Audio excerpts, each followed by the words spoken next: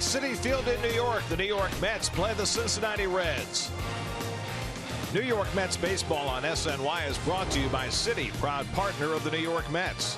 By Lexus, the Lexus NX Turbo and Hybrid go beyond utility. By Empire City Casino, Manhattan's closest casino, game on. By New York Community Bank and the NYCB family of banks. And by Optimum, presenting Mets games in crystal clear HD. Well, any kid can find a park to play in, and just about any kid can learn how to throw a ball. And for the select few, those young men, they become big leaguers. And a pleasant good evening, everybody, and welcome to Citi Field. Gary Cohen, Ron Darling, Keith Hernandez with you tonight as the Mets close out a three-game series against the Cincinnati Reds. Mets have been red hot. They've won 5 in a row, 10 of 12. And last night, their first come-from-behind victory, courtesy of Yoenis Cespedes and his pinch hit 3-run homer. You know, when you bring back a player like Cespedes, you bring him back for his numbers, but you also bring him back for moments. And Keith, Cespedes has a unique ability to rise to the occasion. Well, this is what he did last year that carried the Mets to the division flag. He hit home runs like this, big and late when they meant something. And these are in the midst, the Mets are in the midst of a 5-game winning streak, and it's someone else doing it all the different times here, which is what you want when you're on a streak like this. But Cespedes, we were glad he's back, and he came through big dividends there with that pinch hit home run. Very surprised that the Reds pitched to him, didn't bring in a right-hander. And Cespedes not in the lineup again, so who knows what kind of pinch hit heroics he might be capable of tonight. Also trying to rise to the occasion is Matt Harvey, who has been very much a work in progress through his first 4 starts. But this is a good time for him to do it. He got to win his first against Atlanta, facing Cincinnati, a team in transition. His next start will be against Atlanta. He got the win. Let's just say the 3 things I think of when I think of Matt Harvey are precision, power, and competition. And I think the thing is, we've heard a lot about mechanics, we've heard a lot of different things. He's always been the most uber competitive guy on the field. Forget about all the stuff in between starts. Make it happen on the field tonight. So Harvey and the Mets going for the sweep of the Reds as the Mets try and keep the train rolling. It's the Mets and Reds from Citi Field. All the action coming your way tonight on SNY.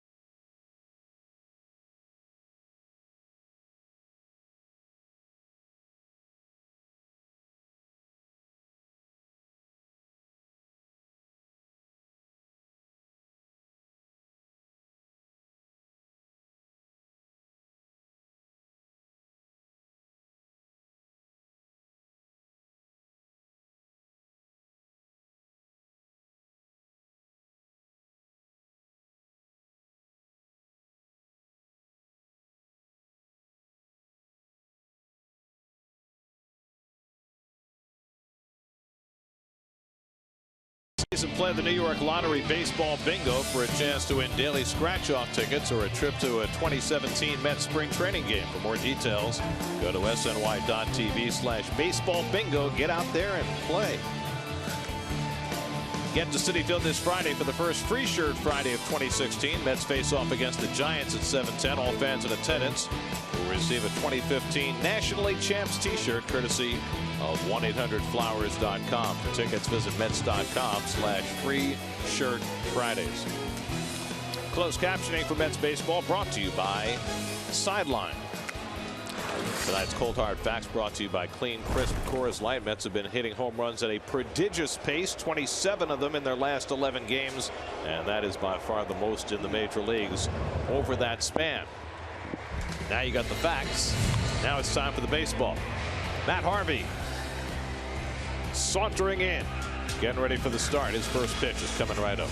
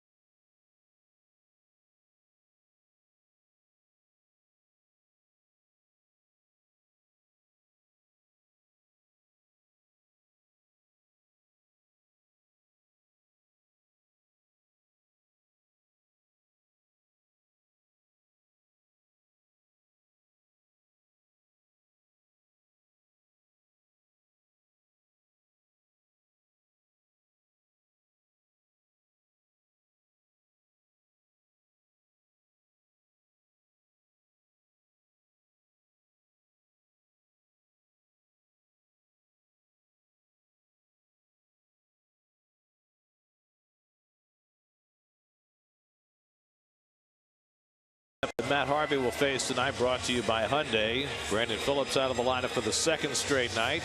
Dave Bruce has been away the entire series, and so it's a shorthanded bunch of Reds who are trying to avoid a sweep tonight as they take on Matt Harvey, who is 2-0 lifetime against Cincinnati. Well, had a fortunate start. His last start against Atlanta, only gave up a couple of runs in 5 innings, bailed out by a great throw from Yoenis Cespedes. Those are the Land Rover numbers. What I'm looking for tonight, command a fastball on the corners and down. Down is the key for me to see tonight. And we'll take a look at the Mets defense. Always brought to you by Lexus. And Granderson gets a day off finally with the off day tomorrow. Grandy will get 2 days off. Excellent. We like to see that. Cabrera and Walker are now the only 2 Mets that have played in every ball game. And Poecki, of course, is going to get a lot of activity behind the plate with d'Arnaud down on the DL. Zach Cozart will lead off for Cincinnati. Cozart 3 for 9 in this series. He's looked awfully good, back to his form of a couple of years ago. And Harvey's first pitch, a fastball grounded foul, and we're underway. Cozart to Jesus and Votto against Harvey in the opening inning. You know, we posted those pitching stats on Harvey, and it's almost an unrecognizable set of numbers. His whip over 1.5, his batting average against at 314. You know, there's a few pitchers, Ivan De Jesus, who had a home run in the first game of the series. There's been a few pitchers that have had numbers like that to start this season. Zach Greinke is one, probably the most well-known. How about Adam Wainwright's numbers in his first 4 starts? ZRA over 7, 0-3. Cozart hits one deep to left field. Back goes Conforto, back to the warning track, back at the wall. It's out of here. A leadoff home run for Zach Cozart, his second home run of the season. And Harvey's evening begins on a sour note. 1-0 Cincinnati. Keith, it was a breaking pitch. I'm not sure if it was a slider or curveball, though. But it was one thing's for certain and hung. Yeah. Slider. You saw the circle. Yep. Just flat. It didn't have much break.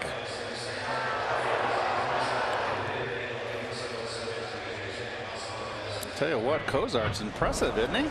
He's a good player who had his season curtailed last year with knee surgery, and he has come back extremely strong. Now Ivan De Jesus takes a strike.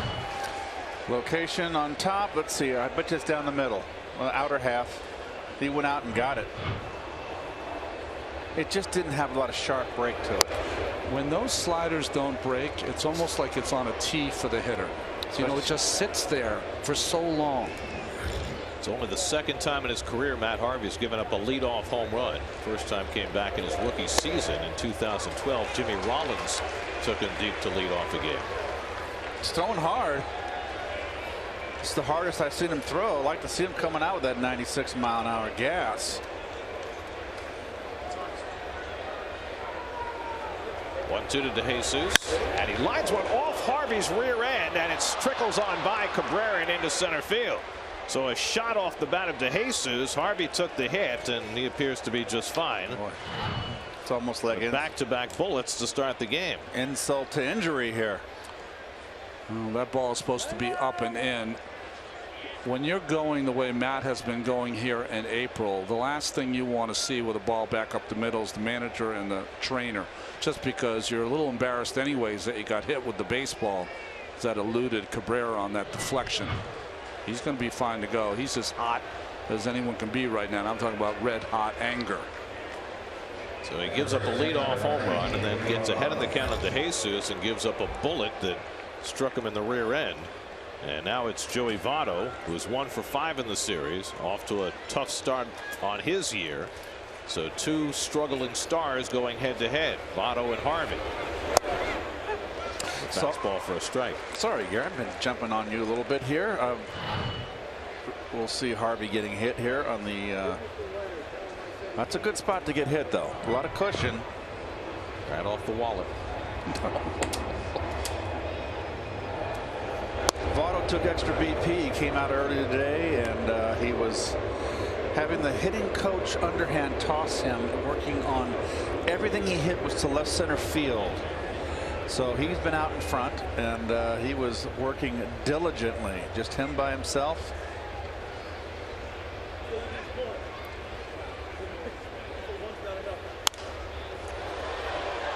Good fastball. It had some life on it there. See the rosin, just the shading on the cap of Harvey. Pitchers, after they will put the rosin on their hand, will sometimes touch their cap, and it leaves a residue.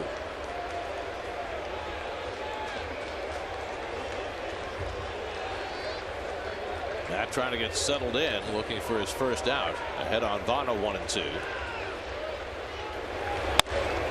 It's throwing hard. I like this better. We've seen Harvey's velocity down. This is the first time he's come out with the jet burners. Last year his average fastball velocity was 95.9. So far this year 94.2, so more than 1.5 miles down from last season. But mostly 95s and 96s early in this game.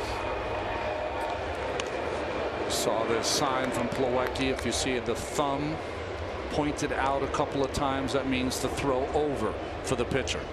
Used to have a different meaning. Yes, it means flip the hitter. Wonder when that script flipped. When they stopped hitting hitters. Curveball sits high and a full count to Votto.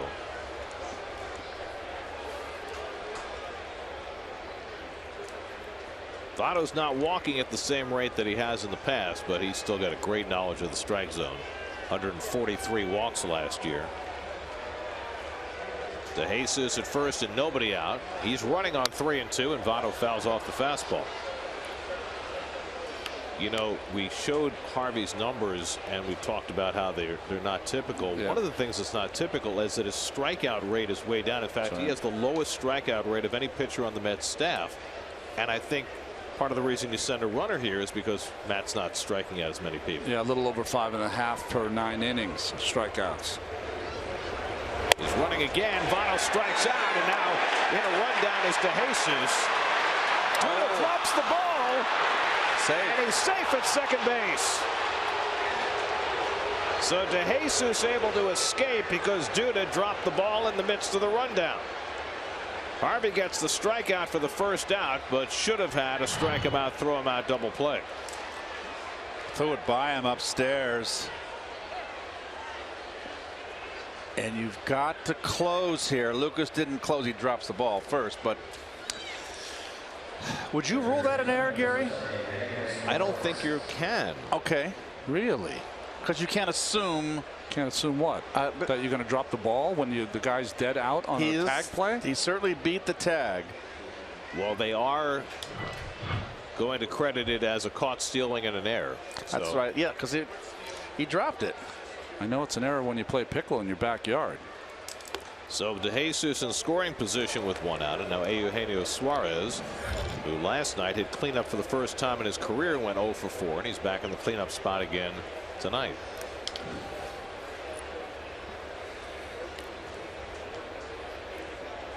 I know that if you have a situation with a runner at first and the pitcher throws to first and the runner breaks for second and the first baseman drops the ball, that's not an error. But I guess the official scorer feels this is a different kind of situation. He was the ball in the rundown. He was the second guy to touch it, I guess. That's it. 2-0 to Suarez. Ooh, good slider. Best one.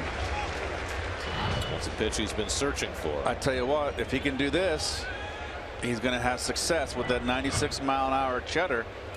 It's going to be the old Matt Harvey. No, the young Matt Harvey. He's only 27. Suarez 1 for 7 in this series, and he takes a fastball for a strike. That's what you need. You get the hitters thinking slider after you throw a good one, and you pour in that cheddar right by him. Well, the thing is, too, when you're throwing hard, when you got the velocity, you can get away with a mistake or you get out over the plate when you're throwing that hard. 2-2 to Suarez with Mesoraco on deck. And he fouls back the fastball. The Reds in this series 3 for 19 with runners in scoring position, 0 for 7 in yesterday's game. Reds, remember, had a 3-0 lead yesterday that got away in the 7th. You notice that Harvey's going in with 4 seamers. They've had better cuts. DeJesus and there Suarez. The 2-seamer by Syndergaard worked really well against Phillips and others in that lineup. Just bury it on their toes. Look out to Suarez. Harvey's been throwing very few 2-seamers this year. I think after the success of the early slider, I think with the base open, that's the pitch you're going to see here. Is the 3-2 slider. With a struggling Mesoraco on deck. Second straight full count for Harvey. And Suarez down on the fastball. So back-to-back strikeouts for Matt. And now they're a 2-way. Well, if you're throwing that hard, That was wrong. Yes. you're back and fire. And I know what, Ronnie, he's throwing bullets and he's not overthrowing. His motion is like the old motion, nice and loose and easy, and he's got giddy up on it. Yeah. So trying to minimize the damage in this opening inning. That's already featured a leadoff home run and a welt for Harvey. Here's Mesoraco. And he takes slider off the plate. Devin Mesoraco coming back from hip surgery last year, off to a very slow start, just 7 for 46 after a big year 2 years ago. I saw a very interesting quote from Mesoraco today. He said, because I'm not hitting, I'm taking more pitches, which I thought was odd. I guess his point was that if he wasn't going to be hot with the bat, he was going to at least try and get on base via walks. If I'm facing a guy who's cold, I'm pouring in strikes. So he keeps taking the balls that he could hit. That's what I think's happening to him, because he's too good of a hitter. 25th pitch of the inning. He overmatches Mesoraco, 1-2. Love the fastball I'm seeing. You know, Keith, you talked about it before. There's a phrase that you use with pitchers. They muscle up occasionally. And when they muscle up, it means that ball starts to straighten out. They're trying to overthrow. He's throwing, like you said, free and easy. Yep. 1-2 to Mesoraco. This is all very positive, what I've seen so far in this first inning, even though he's given up the bomb and took one off the tush.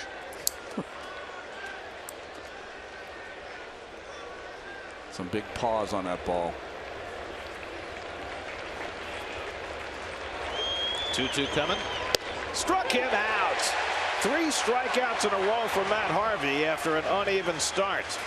Cozart's leadoff home run gives the Reds the lead, but Harvey looking dialed in now.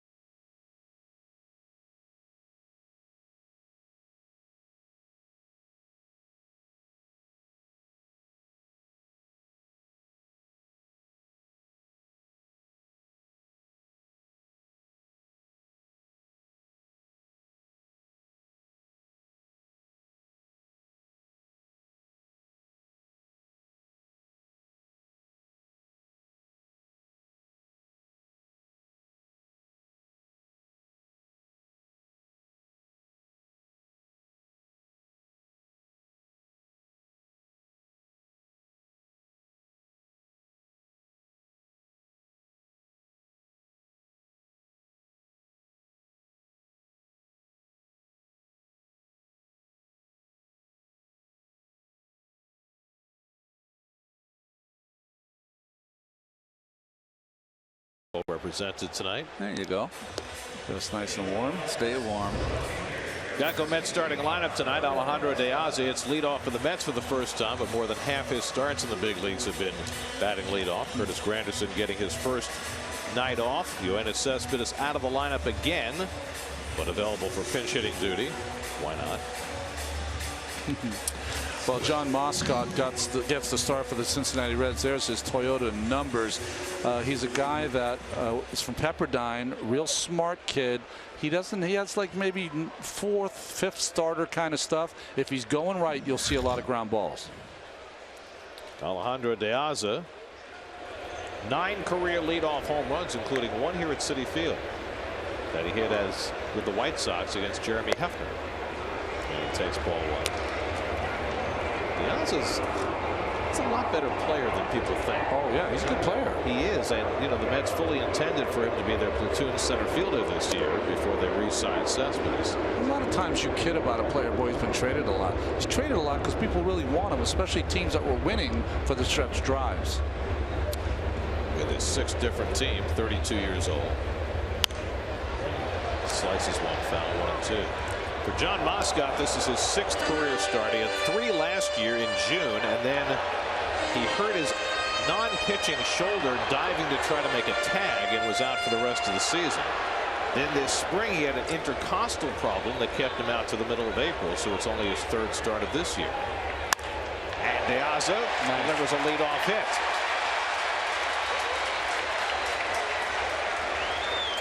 Nicely done. These are the things that you like to see. You rest your leadoff hitter because he fouled the ball off his knee. Give him an extra chance to get well. You replace him with your 5th outfielder, and he starts the game with a knock. Hey, even if Granderson didn't get hit off the knee, you know, Grandy's in his 30s now. It's a perfect day to rest him. He gets the off day tomorrow. He gets 48 hours. And he comes back fresh. Perfect. Curtis had a very painful game. He fouled the ball off his knee. He also got hit in the ribs by a pitch. So for the 35-year-old, perfect day to give him a day off. There was some thought to giving David Wright the day off today, but David told Terry Collins he wanted to play today with the day off tomorrow, and so Terry put his name in the lineup. There's Curtis chilling. David had the go-ahead hit last night in the Mets' 4-3 win, and he hits this one in the air to right field. Duvall easing back, and he's got it, tagging at first. De Aza is going to challenge Duvall. The throw on one hop gets away, and De Aza is safe at second. Aggressive base running by Alejandro De Aza. Well, I don't think that this should happen on a big league level. I'm sorry. That's a fly ball. I know it's deep. He drifted. Look at that. He fell asleep. And that's a little powder puff thrown in there, and there's no excuse for that. No excuse. De Aza heads up. Now, De Aza knows it's going to be caught. So it's good to come back and tag. Now, you can run, and if you can't make it, you stop and you go back. So it's just a good heads-up play. Can I ask you a question after what we heard last year during the World Series? Is that something that would be in a scouting report, that Duvall tends to catch the ball back on his heels? Watch out, you can tag up on him. I don't know about that. I just think he just assumed. And he got caught with his. He got lazy out there. That's all there is to it. I don't think he has enough reps, Gary, to have a scouting report on him. But you could have a scouting report that says the kid is all hit, not great defensive player. So, and it's a guy who usually plays left field, being asked to play right because Jay Bruce is away from the team after the birth of his child. So here's Conforto with an RBI chance. Not to beat a dead horse, Garrett, but whether you're playing left, center, or right, you do not drift on a routine, on a fly ball, a high fly ball with a runner on. if you give the appearance that you're coming in on the ball to catch it, he never tags up. He just runs a few steps and comes back. Barry Bonds used to do that better than anybody, and he couldn't even throw. Didn't have a good arm. Moscot ahead on Conforto, a red hot hitter. Michael starts the day 6th in the National League in batting.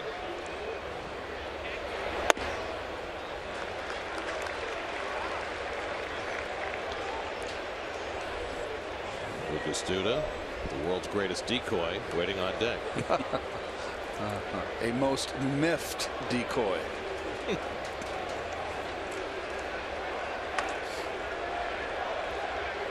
Conforto 8 for 13 over the last 4 games, just hitting bullets every time up.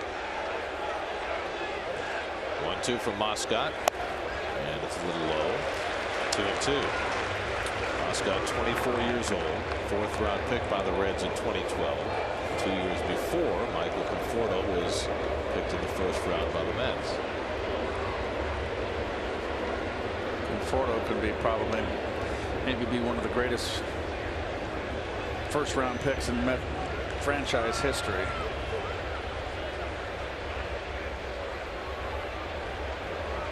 Two coming, and it's on the inside corner. Conforto caught looking for the 2nd out. Well, there's that movement, the fastball. That was a great angle, by the way.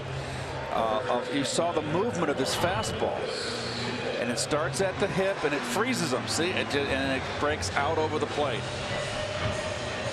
And we'll take the Reds defense now. Gosh, we're getting it out quick, and that's also brought to you by Coors Light. And I'm going to do this. Scott Schebler. in left field.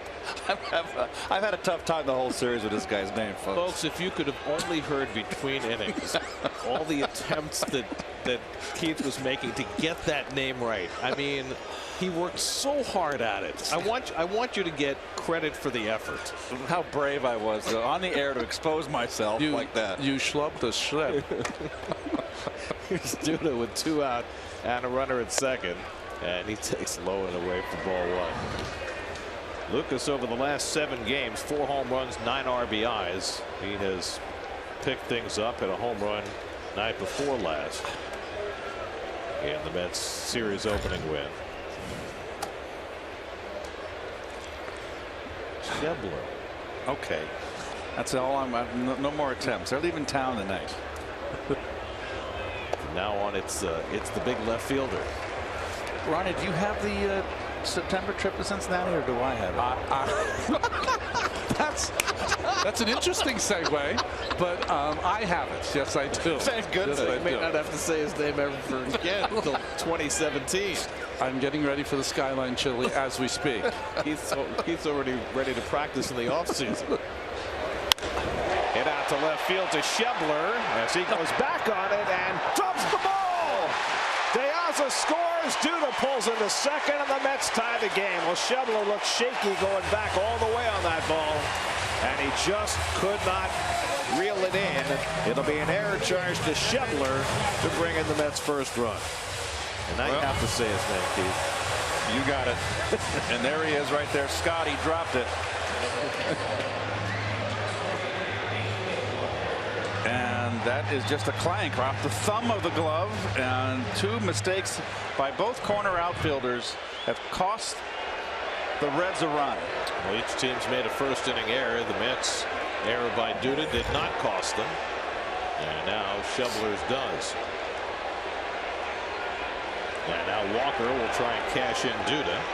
Walker had a 7-game hitting streak stopped last night, and he'll take low for ball 1. John Moscot goes, I think, in my opinion, the toughest college in all of America. Pepperdine. Well, it's in Malibu. That's what I'm talking about. It's on top of the hill overlooking Malibu. Very hard to concentrate. It's hard to study. That's what I'm saying. For various reasons. That's where Mike Scott pitched before he learned how to make the baseball dive. Is that the nice way of saying it? Yes, it is. 1-1 to Walker. John Moscot, who grew up nearby in Pacific Palisades, California, born in Santa Monica. That's pretty nice there, too. Oh, beautiful. Shutters on the beach. Chinois. You live high and mighty, don't you? I try. This is Keith Hernandez. 1-1 to Walker. He lines one into right field, and that'll fall in front of Duvall. Here comes Duda around third. Duvall's throw is cut off, and the Mets have the lead. Neil Walker with a 2-out RBI hit. It's 2-1 New York. RBI number 15.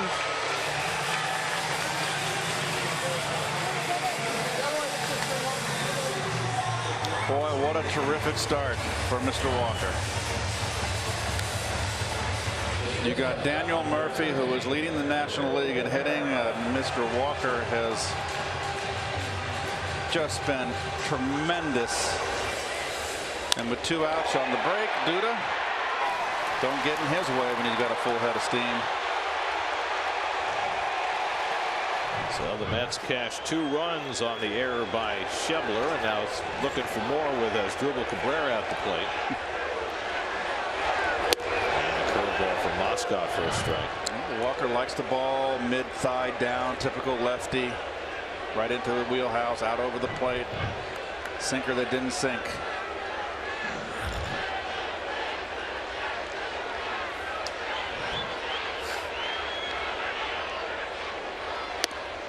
Cabrera takes in tight, 1-1. Well, with the 2 first-inning runs tonight, the Mets have now scored 15 first-inning runs this year, and they've given up 3. So they've gotten off to fast starts. That's why yesterday was the first come-from-behind victory the Mets had this year. And they had 40 last season.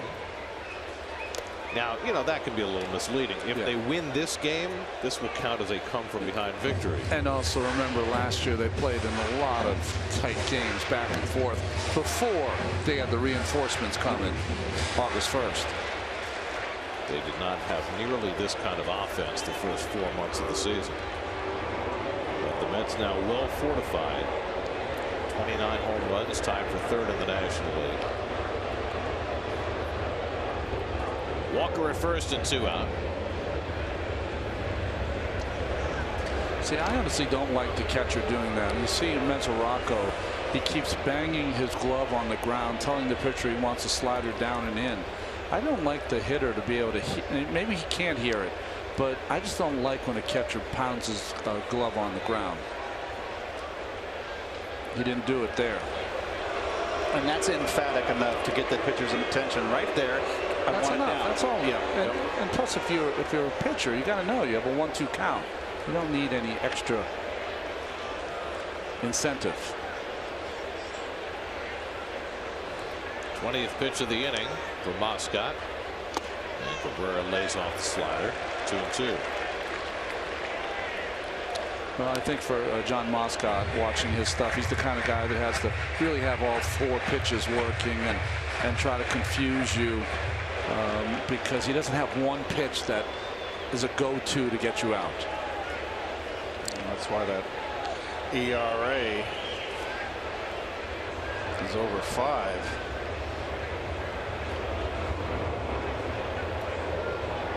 Two coming, and the curveball bounce foul. Well, consider this about Moscot. He's made 5 major league starts before this. 3 last year, 2 this. He's never struck out more than 3 in a game.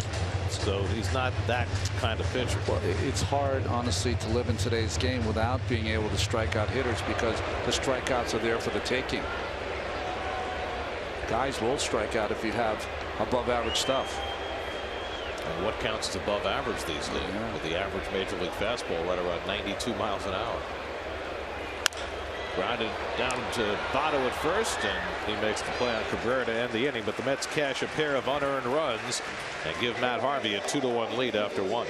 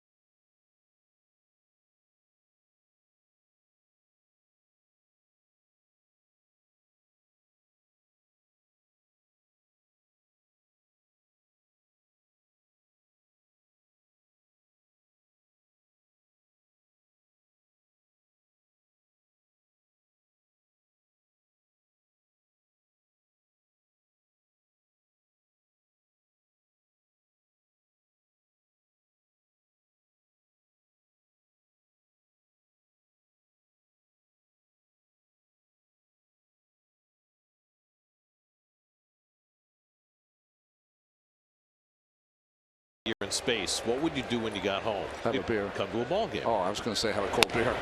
That's Scott Kelly, who just got back from a year outside the atmosphere. That's right. That's right.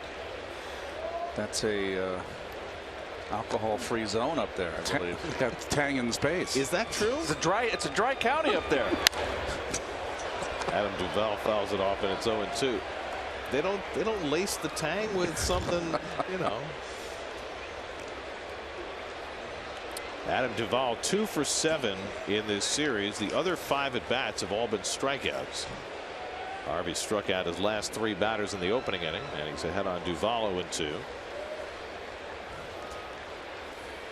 He bounces the curveball 1-2. Harvey always has that little bit of a growth working when you pitch. Most pitchers, if they can grow it, maybe Syndergaard can't, he's so young. If you can grow it, a lot of pitchers do not shave for a game. You know why? Because when you shave, it stings when you get real sweaty on the field. See, I thought it was to appear a little more sinister on the mound. Maybe that's part of it too, but I know if you are clean shaven and you're really sweating profusely like you will pitching, it really stings. It doesn't feel good. Well, I always remember Roger Clemens in Game 6 going in and shaving. Came back out with the shave. Ready for the yeah, post game. It didn't happen. Clemens always pitched with a growth, if I recall. Yeah. But wouldn't the champagne sting if you had just shaved? I think it was more for the camera. Ready for my close-up, Mr. DeMille? Yes. 1-2. Struck him out. 4 strikeouts in a row for Matt Harvey. That's a sequence we haven't seen a lot this year. Fastball and then change up down and into the righty. Outstanding sink. And this is a definite upswing for Matt here.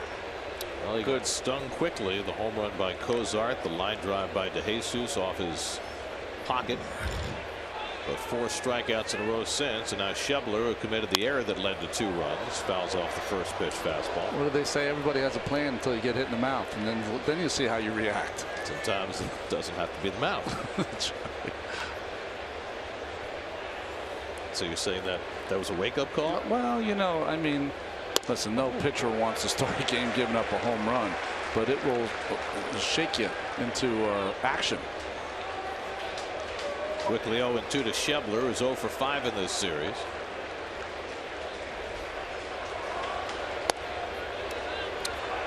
Garrett, did Skip Lockwood wear 33? 38 as a man. I'm losing my mind then. He threw pretty good, Lockwood. He was a terrific closer for some bad teams for the Mets. Yes, he was. 70s. Absolutely. He had good stuff. He was a hard thrower. Brian Price is going to talk to Jerry Davis because Schebler thought he got hit by that pitch. That's something that you could review. Yep. And they're going to do it. He's yelling at Davis to wait and let them go to their replay coordinator. Bench coach. The answer is no. Jim Riggleman is the bench coach here. Former. No, it didn't get him. Well, first of all, if he did get hit, he stuck his elbow into it, and I think it hit him, and if we had stayed with that, it would have showed his reaction. He wanted to try to walk to first. But it almost looked like he stuck his elbow into the pitch, which would not be called a hit back. That happens a lot now. The Dick Dietz play with non-drive. Yes. He was going for his shutout streak, bases loaded, and they called it not a hit by pitch. Harry Wendelstedt struck him out. 5 in a row for Matt Harvey, and he's just getting warmed up. It was interesting, Plawecki called changeup, curveball, slider, finally fastball in. So we've seen that Harvey, when he gets to these 3-2 counts, he doesn't want to trick anybody. He's going right after him. I like that aggressiveness.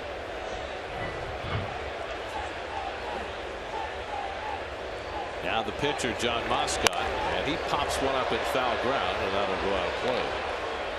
Moscot 1 for 7 in his big league career.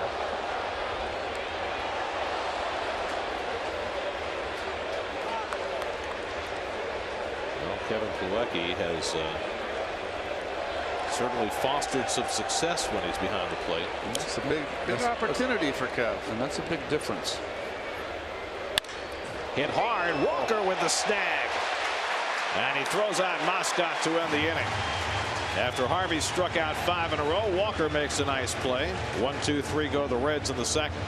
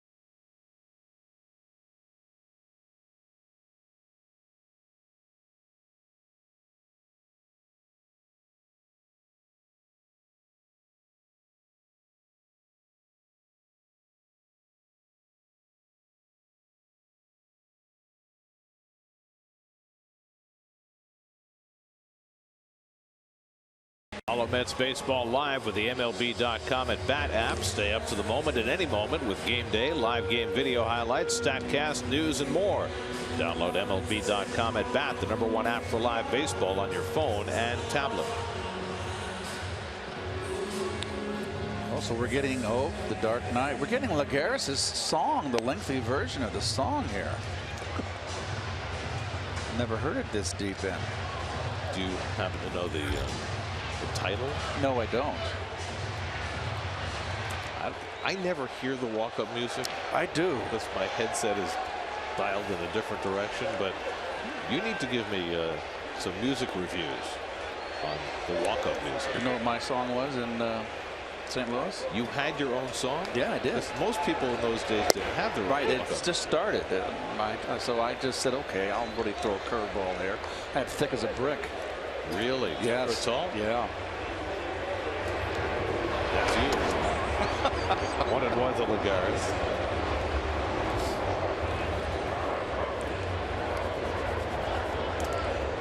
When you got into the box, did you have one knee crossed against your other leg?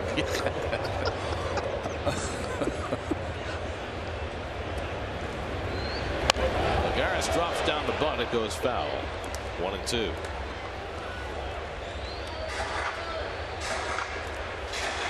Lagares getting the start in center field again today. Yoenis Cespedes, despite his pinch hitting heroics last night, said he was not good to go. Hopes to start on Friday when the Giants come in. And so Lagares gets another start at center. 0 for 4 in this series. Looked pretty good to go in my estimation. But yeah, I mean, it's just a pinch hitting opportunity. And to get the extra days also. Then you'll have them every day. One swing. Okay. Running around in the outfield for 9 innings. Maybe not yet. Taken the other way, and Lagares has a base hit. It's a tough slider away, and Lagares pokes it into right field. Well, it's something that Juan has been doing, and that is going to the opposite field, and that's a strength of his. And that is off the plate, too. But you see the slider stays flat, and it's on the same plane, and the hitter can track it. So the Mets have their 3rd hit against Moscot, and now Kevin Plawecki. And it got lost in the Cespedes heroics, but Plawecki had the base hit right before the Cespedes home run, and it was not just that at bat, but the one before it as well, where he drove the ball solidly to right center. And that's a great sign for Kevin. And Hamilton had to make a great play to rob him of extra bases. We were talking last night about how Kevin used to be right on top of the plate, and when we first saw him, that's what he did. He drove the ball to right center field. So it was nice to see last night him doing it again. Ball and a strike. He knows he has his opportunity right now.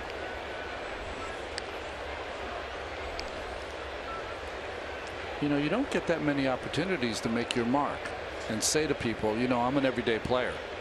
This is why. Well, he got a chance last year and did not hit. He had some injury issues too, though. So right, he had the double vision, vertigo, and affected him for a while.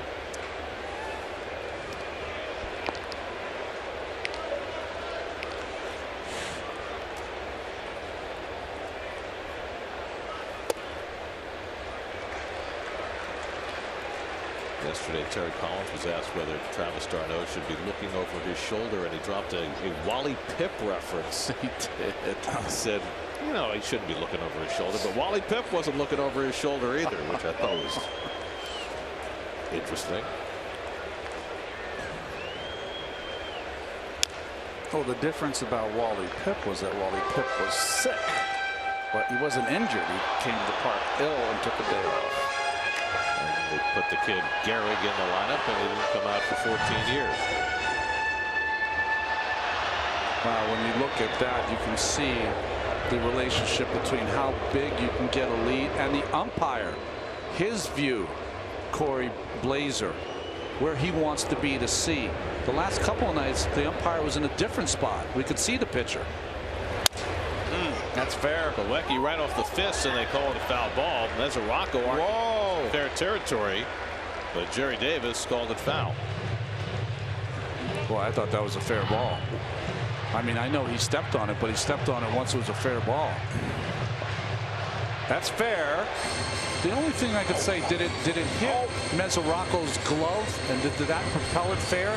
When he fouled it, did it hit on the bounce Mesoraco's glove and then go fair? Well, otherwise, it's got to be a fair ball. Yeah. Yes. It's got to be that. No one's questioning it. Well, you can't challenge fair foul calls. So. Oh, that's right. That's only the biggest part of the game. Sorry. 2-2 to Plawecki. With Lagares aboard and nobody out. Let's check this out again. Yeah.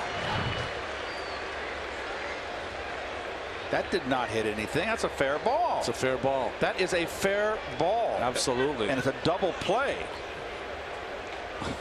You could turn 2 on that. I don't know what Jerry thought he saw that he called a foul, but that would. But they have the video replay. Oh, you said they can't check that. Can't. That's right. And not challenge it. There goes Lagares. The pitch outside. Ball 4, and the Mets have 2 men on. So with the pitcher on deck, Moscot throws a 3-2 slider and walks the number 8 hitter. And Harvey can come up and try and run him over. First walk given up by Moscot. The thing about that play, though, is that there's no video review, but you can ask the base umpires who might have a better view of it. It was absolutely a fair ball. It reminded me of Ed Armbrister. Right. In the '75 World Series. Yes. Harvey 0 for 3, looking for his first sacrifice bunt of the season.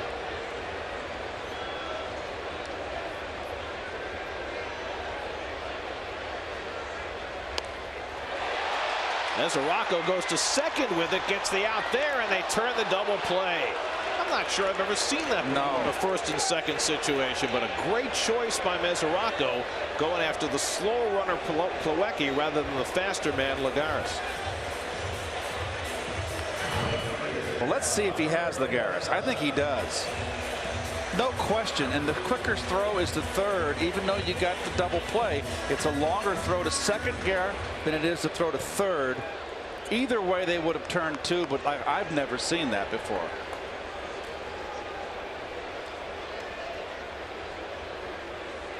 That's a nice angle right there.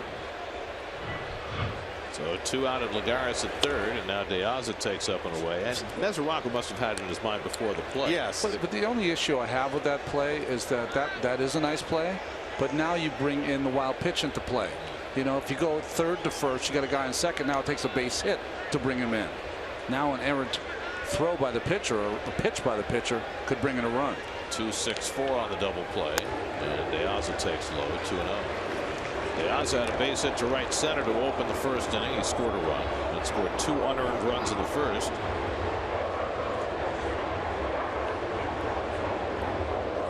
I mean, if you really want to get picky, it's a nice play, but yeah, I think you got to go to third. It's got to be a 2-5-4 double play.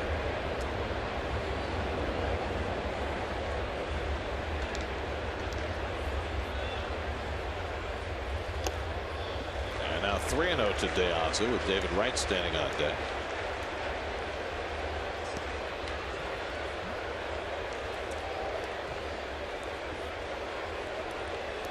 With Granderson sitting tonight, the only 2 Mets who've started every game are their double play combination. Neil Walker and Asdrubal Cabrera. They've started every game to date. But Terry was talking tonight about getting those guys days off as well. And there's ball 4, so De Aza's on for the second time. Second walk in the inning for Moscot. What is it, starting Friday? The Mets have 17 games in a row, so he will definitely find some time for those middle infielders to have a day off. Especially not only 17 in a row, but a flight to the West Coast. That's right. Yeah. And 3 games in Denver where, you know, the games can last for 4 hours. But you know, another thing is, I never wanted an off day in April. Didn't feel I ever needed it. The weather was cool. I know the schedule's a lot tougher now. You wouldn't go to the West Coast the first long trip not until what, mid-May, late May, or they would come first and we'd go. So it's a much more difficult schedule. But the fact that they're going out west now, you don't need an off day early in the season. You want to play and get into the rhythm of the season. Well, David Wright comes up. First and third and 2 out. He came through with a 2-out hit last night that put the Mets over the top. Got in on him a little bit, but David's so strong, and let me tell you, he had a tough night working, and that's a big RBI single right there. Had to feel very good for him. Things have been tough for David so far this season. Fly to right his first time up tonight. Lagares at third, De Aza at first, and a first pitch slider for a strike.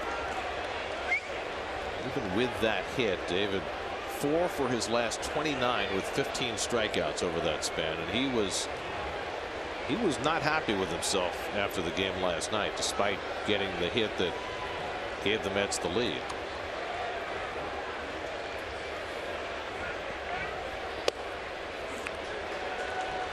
He knows he's got a lot of work to do, and you know, now nobody has to do more work just to get himself ready to do work than David. Well, that's the hardest part. You know, when you hear the 2 hours he's got to put in just to get loose to play in the games. He's in the same boat as Bill Buckner with his knees and ankles, and Gary Carter with his knees. Yeah.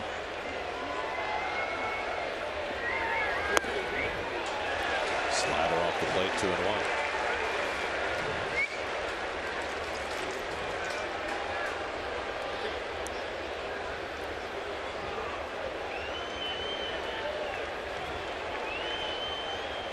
It just seems to me if there's a bullet hit down the right field line, the first base umpire is not in a position to make a foul call.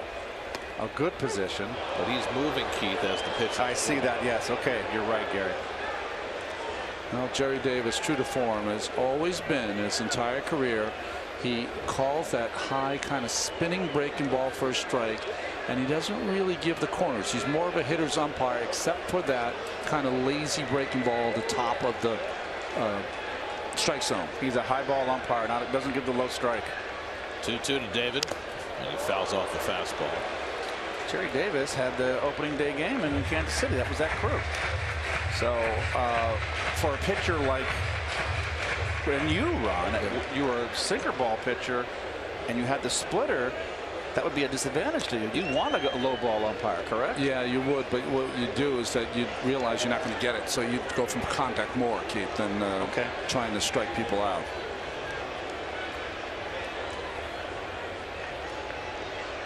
Again, the 2-2. De Aza runs. They ignore him. He steals second without a throw. It's a full count to right. So now 2 in scoring position for David. Second stolen base of the year for De Aza. Never seen so many just let him go through. Let him go. I don't get it. Then they get 2 minutes scoring position. Jeez. Conforto would be next. 3-2 to right. And David takes the breaking ball high for ball 4. The bases are loaded. Third walk of the inning given up by Moscot. And now Conforto will come up with the bases full. He's got himself in a world of trouble. He beat Conforto the first time on a called third strike on that fastball on the inner half of the plate that started at his knees. So don't think Conforto hasn't put that back in his little computer in the back of his head. Keith, I think, I could be wrong, I think it was a changeup that fooled him, that pitch. Even though it came back over the inside, like those good fastballs, I think it was a changeup. Conforto 5 for 8 in this series with 2 doubles and a home run. Bases loaded, 2 out. Whacks one foul. Just like to see Michael get he's dropping that back shoulder a little bit. I know mom and dad are watching back home. That's a good pitch to hit right there. Just dropping that back shoulder a little bit too much. Just get more constant focus top half of the ball. Hit that line drive over the shortstop's head. Especially with the shift they have, that there's no shortstop or anyone in that position.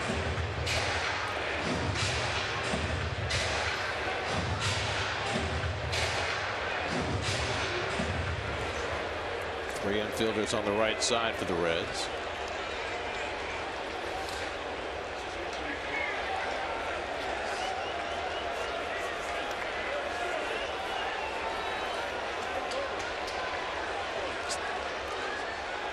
And Conforto pops one up, might stay in play. Suarez over near the dugout, and he's got it. Side retired.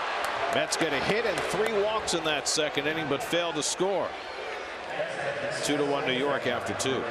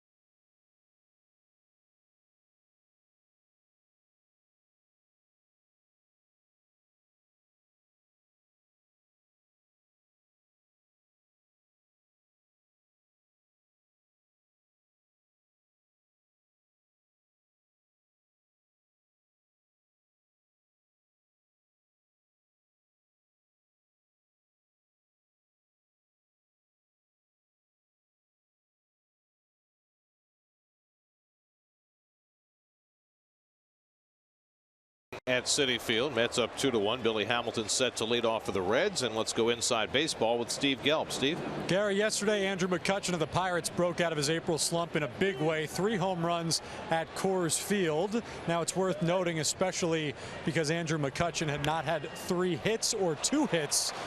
Billy Hamilton has 1 hit right there, but did not have a multi-hit game since April 6th. So it's a big way to break out of a slump for sure. Now, it's not so rare for someone to hit 3 home runs at Coors Field. It's happened 19 times. But it is worth noting because for Andrew McCutchen, it is now his second 3 home run game, making him one of just 4 Pirates in history to do that. And that's important for Mets fans because one of them was Ralph Kiner, who did it 4 times, a record for the Pirates. I think we saw someone hit 3 home runs at Coors Field last year, didn't we? It's Cespedes, right? Ralph Kiner hit 4. Willie Stargell also had 4 3 home run games. Let's see, those 3 home runs McCutchen hit last night is 3 more than the Braves have hit in their last 15 games. Wow. Hamilton aboard, stole 2 bases in the first game of the series against Noah Syndergaard. Pretty much stole himself a run that night. And Harvey doing his best to keep him close, but he also has to keep his attention on Zach Cozart, who hit a home run leading off the game. Lucas's right foot, he gets about a foot into fair territory, or more than a foot, but a foot away from the bag, which makes it very difficult to even try to pick off Hamilton. What I've seen from both first basemen so far coming off the bag is I used to always like to get out as right-hand hitter, particularly get as far out into the hole as possible. It's a lot of energy you got to exert to get out there, but I used to like to get into that cut in the grass. Hamilton not getting a huge lead right now. See where that angle of the cut of the grass, the arc to where it begins to go towards second base. I wanted to straddle that angle right there, that corner. Cover that hole. 0-2 to Cozart. And there you go right here. It's not much coming off right there by both of them. And the difference in the feet here, Votto crossing over, which is very good. Something that I would recommend.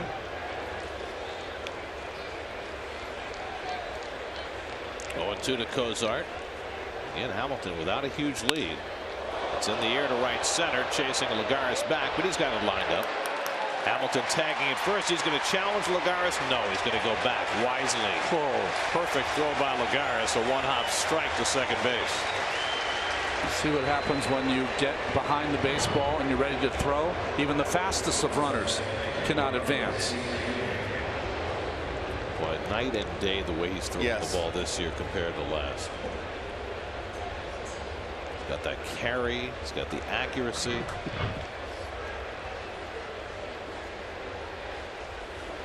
So 1 out and 1 on. Now Ivan DeJesus, who lined one off Harvey's posterior his first time up for a base hit.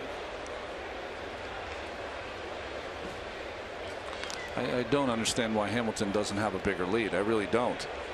Matt has a good move or an average move. He doesn't have a great move. Saying he's no Tony Cingrani. He's no Tony Cingrani. Beware when you're on the bases with Tony. I don't think David Wright got the memo last night. Pitch out. Mets do that very rarely. And Hamilton was not running. First pitch to DeJesus. You can almost count on one hand the pitch outs in Terry Collins' tenure here with the New York Mets. Honestly, you don't really see anybody pitch out anymore because the stolen base has become a much smaller part of the game than it used to be. That's taking another way foul. I'm with you, Ryan. I don't understand why Hamilton's lead is so small unless he's just not feeling it tonight. Yeah, not feeling it, or his legs don't. Something wrong with him, or this was a club that put the pressure on the first Syndergaard. On Syndergaard, stole 5 bases. Joey Votto used to talk to Keith Hernandez. I thought I was special. Well, he's an astronaut. You guys are on par with each other. You got outflanked. He's out of this world. I mean, you're pretty good.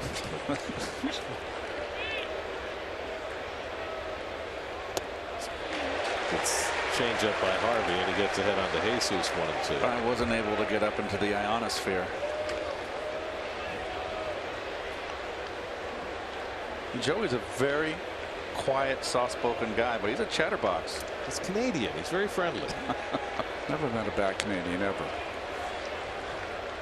Throw over by Plawecki. Another short lead by Hamilton.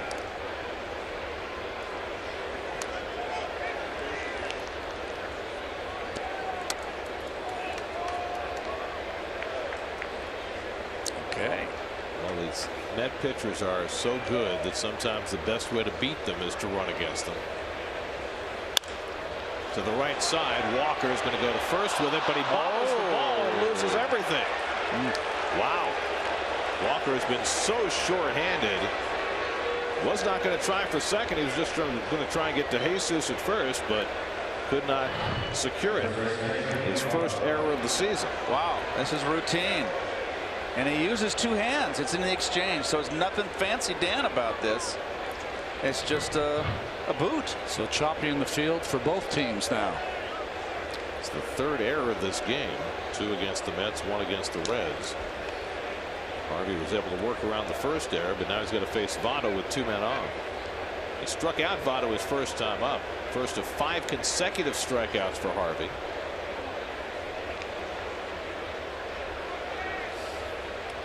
You know what's interesting, Gary, is that when you're a good fielder, as Walker is, the routine play, the piece of cake play, is the one you just might take for granted and make dear. Yeah.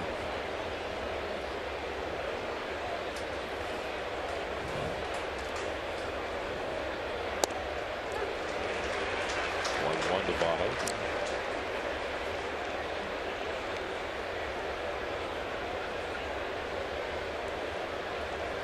There's a Reds fan.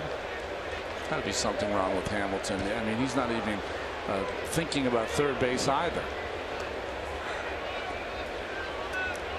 It's as small a lead as I think I've ever seen him take. 2-1 to Votto. He's got Cabrera playing right behind him, but he's not dancing. Yeah. He's not making any kind of move that he's even considering trying to go. Unless he's just trying to make everybody fall asleep here and pick a spot. He's accomplishing it. And now Harvey falls behind on Votto. 3-1. Dangerous spot here for Matt. Votto has a home run in his career against Harvey. 3 for 10. Suarez on deck. Let's see if he does what he was doing all today that you were talking about, Keith. Work that ball to left field, left center. Dicey moment for Harvey behind 3-1. Now Hamilton takes off and Votto loops one to left. Conforto coming on. It'll drop for a hit. Hamilton pulls in at third and the Reds have the bases loaded. Well, if Conforto gets to that ball, it's an easy double play with Hamilton running, but it just didn't have enough carry to it. So Votto with an opposite field hit to load the bases. Well, then Hamilton was playing a little Coy Roy out there, wasn't he? Trying to put everybody to sleep.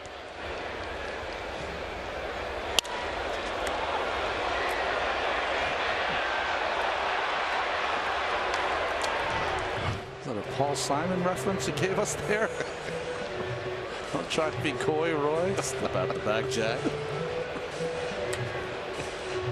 Dan Worthen out to talk to Harvey, who was victimized by his defense and now has to work out of a bases loaded jam. Oh, put a hat on that baby. Keith, do you remember, other than when it was a defensive situation, a bunt situation, that the entire infield would come to the mound? That didn't happen that often, did it? I think he was the pitching coach, the catcher and the pitcher. I always like. You like to get in there? I like to listen to what Mel had to say. Okay. Because it's Mel Stottlemyre. Of course, you want to hear the greatness. Harvey struck out Suarez his first time up. Bases loaded, 1 out. And Suarez lays off, ball 1. Suarez already has a grand slam this season. He hit one against the Phillies. Hamilton at third to Jesus at second. Votto at first and 1 out. And Suarez foul tips it. 1-1. Stay in that kitchen upstairs. The Mets had their chance previous with the bases loaded, didn't deliver. The Reds have their chance now. A lot of pitches for Harvey. 55 with 1 out in the 3rd.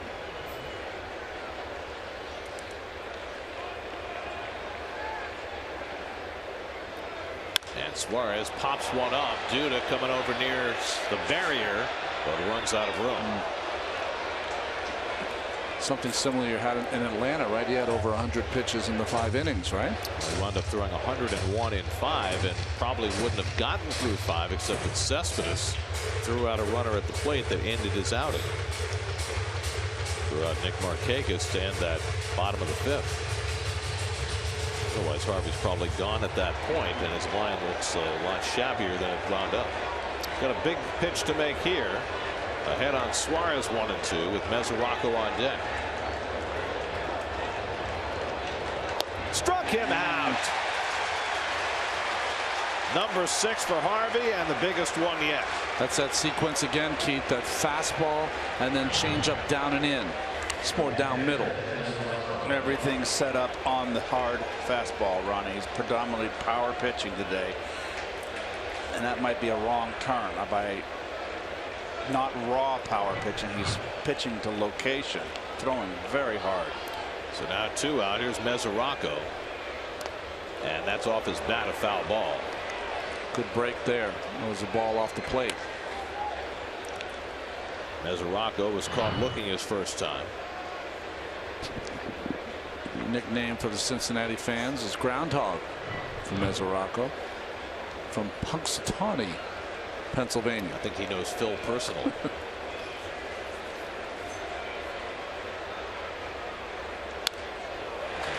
Question is, does he know Bill Murray and Andy McDowell? There you go.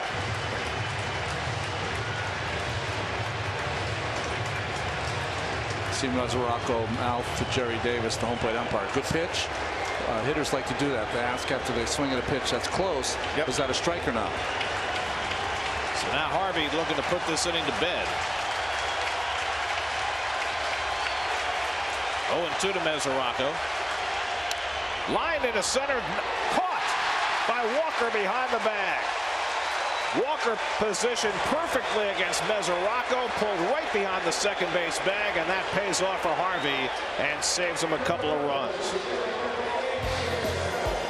Mesoraco has been struggling, hit it on the button, but Walker, who made the error earlier in the inning, in just the right spot, and the shift strikes again.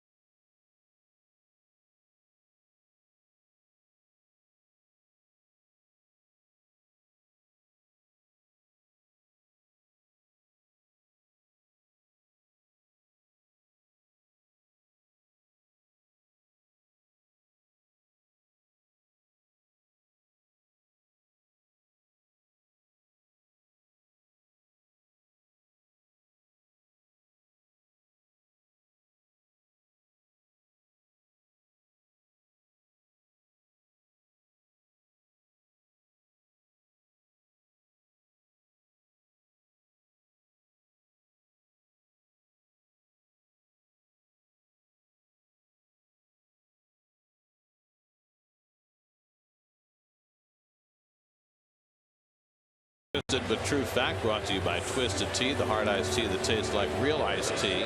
So Logan Verrett got the win the last 2 days. He's the first pitcher in Major League history in April to have 2 starts without giving up a run of 6 innings or more and get 2 relief wins. It's a little esoteric, but he's the only guy to do it.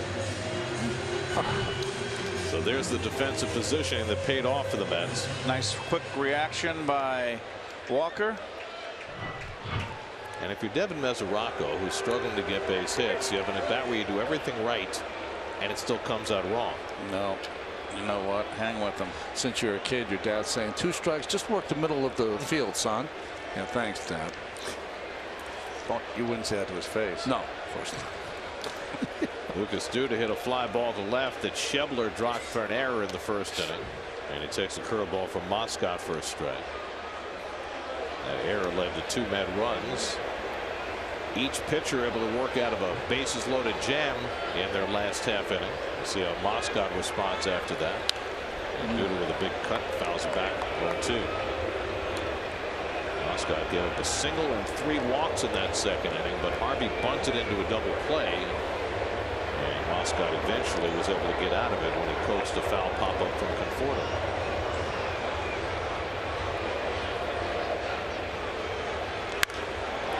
Another chance for Schebler. And this one he handles. 1 out. You could win a $25 gas card. Just follow SNY on Twitter during the 5th inning of tonight's game for details on how to enter the SNY 5th inning sweepstakes presented by Tri-State Ford. Well, that'll get you to work, maybe. Here's Neil Walker, who drove in a run with the first inning single. His 15th run batted in.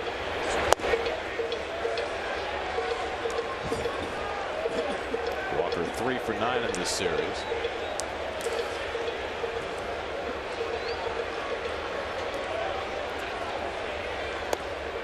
And the curveball misses 2-0. This game's been kind of a mess so far. Yeah.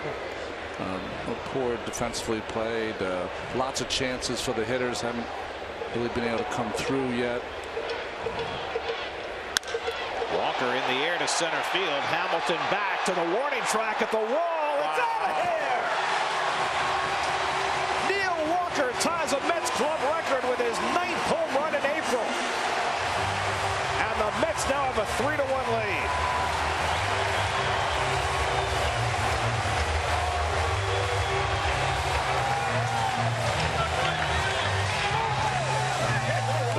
Look at the face, Kevin Long. He's that incredulous look. Well, I'll tell you what, whatever you're eating, whatever you do when you get up in the morning, don't change it. This is incredible.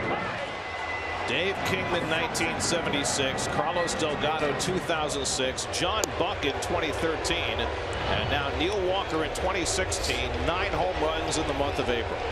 And this is the deep part of the ballpark.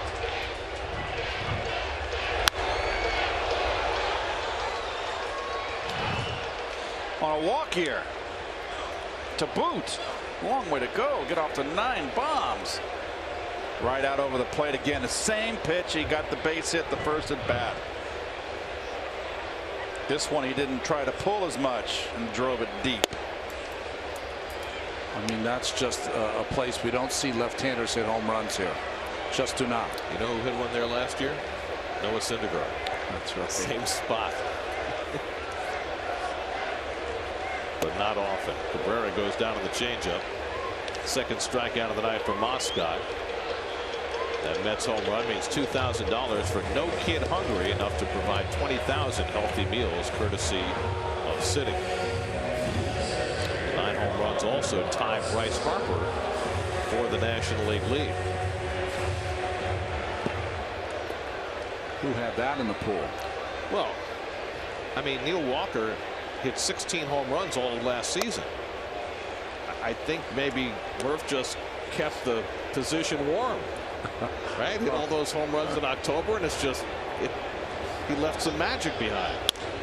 It's sharply right at Cozart, and he retires Lagares. So the Doug Flynn days are gone. Yeah, but Doug could sing. That's right. 3-1 Mets after 3.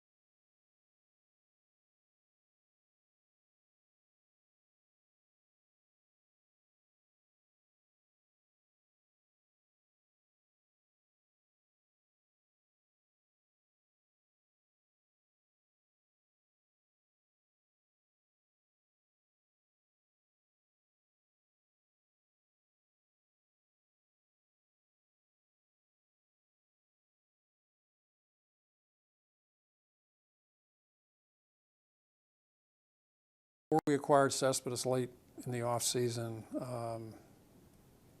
people accused us of going for the steak but not the sizzle. But I think their play so far proves the value of the steak over the sizzle. You know, they were kind of low-level acquisitions that they didn't go under the radar. They weren't recognized. I think they were recognized as, you know, as incremental additions. And the whole goal was to lengthen out the lineup and not necessarily, you know, bring in a handful of superstars, but bring in a lot of players who were going to give you above-average performance. Duvall leading off in the 4th inning, flies one out to Lagares, one away. Well, if Neil Walker and Asdrubal Cabrera are the steak, they'd have to be the porterhouse. That's right. Because Walker's been like a fillet and Cabrera's been like the strip, and they've gone together well. Kind of like the porterhouse at Peter Luger's, maybe. I mean, that's the top level. The bone in. I think it was interesting. Terry Collins was talking about both of them and just said, you know, they're just so. They're great pros to be around. You know, they're rooting for their teammates. You saw it last night on the Cespedes home run. Well, I think it was an obvious need of the club. Let's remember one thing, that this Met team last year, for the first 4 months of the season before the acquisition of Cespedes, was not hitting. There was 4 months of not hitting and scoring runs. So it was an obvious need to lengthen the lineup, in the words of Sandy. You were going to lose Murphy. You needed to replace him. You needed to fill a shortstop position. We had Flores out there, who've had a nice year with the bat, but you got 2 for the price of 1. Cabrera is a better fielder, and Flores is defense. Flores is really a third baseman or a second baseman. To me, the surprising piece has been how good Cabrera's defense has been. Because a lot of people, after his year in Tampa Bay last year, felt as though his shortstop days were behind him. Playing on the turf, that's got to be a factor. I didn't know I've only seen him a handful of times before this year. You know, maybe a dozen times. I didn't realize what an intelligent player. Some players you have to watch every day to appreciate, and that's one of the greatest parts of this game. Well, it's hard to make an evaluation on a player, any player, if you're watching, you see him for 1 series. Or 2 series. 3-2 to Schebler with 1 out. Yeah, you'd hate to be judged as a pitcher by 1 start. You'd hate to be judged as a player by 1 series.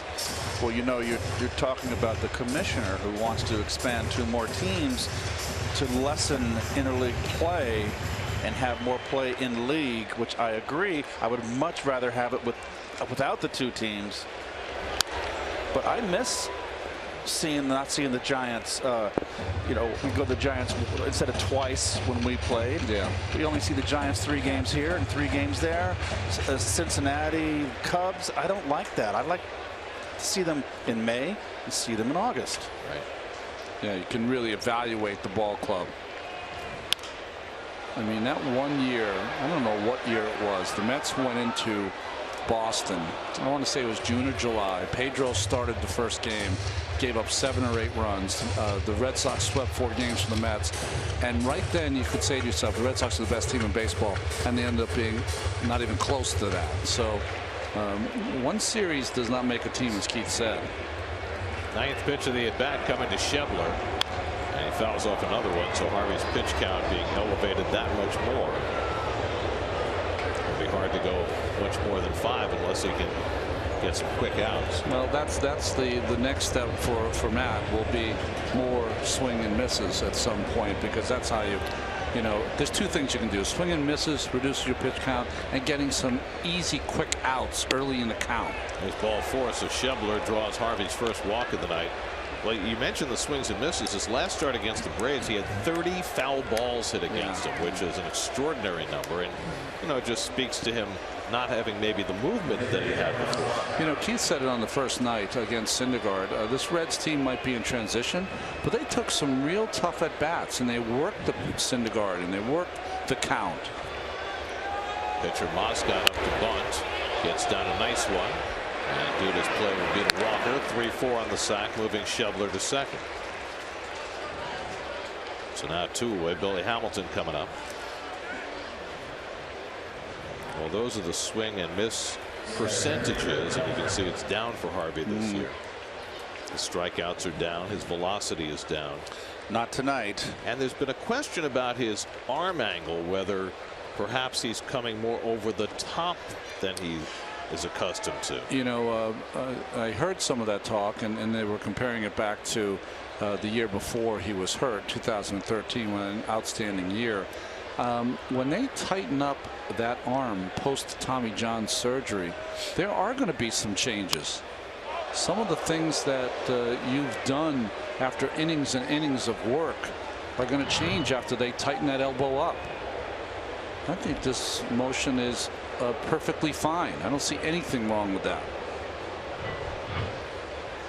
I mean, there's no grunting or stressing or overthrowing.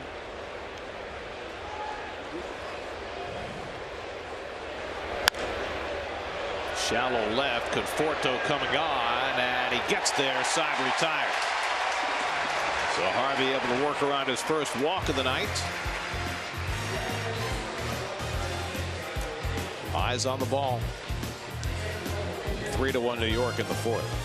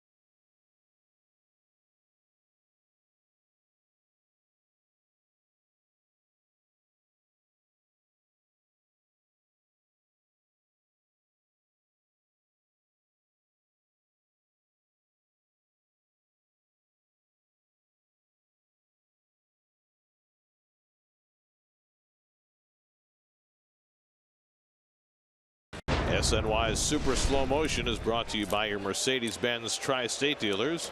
Mercedes-Benz, the best or nothing. Oops. And oops, the difference in the game right now. Mets got 2 unearned runs in the first. Added a Neil Walker home run in the third. Kevin Plawecki leads off and takes high from John Moscot. Plawecki walked his first time up. Matt Harvey on deck, then Alejandro De Aza in the home fourth. John Moscot, who grew up in California, but grew up a Mets fan. What? Yeah. You didn't know there were Mets fans in Pacific Palisades? No, I did not.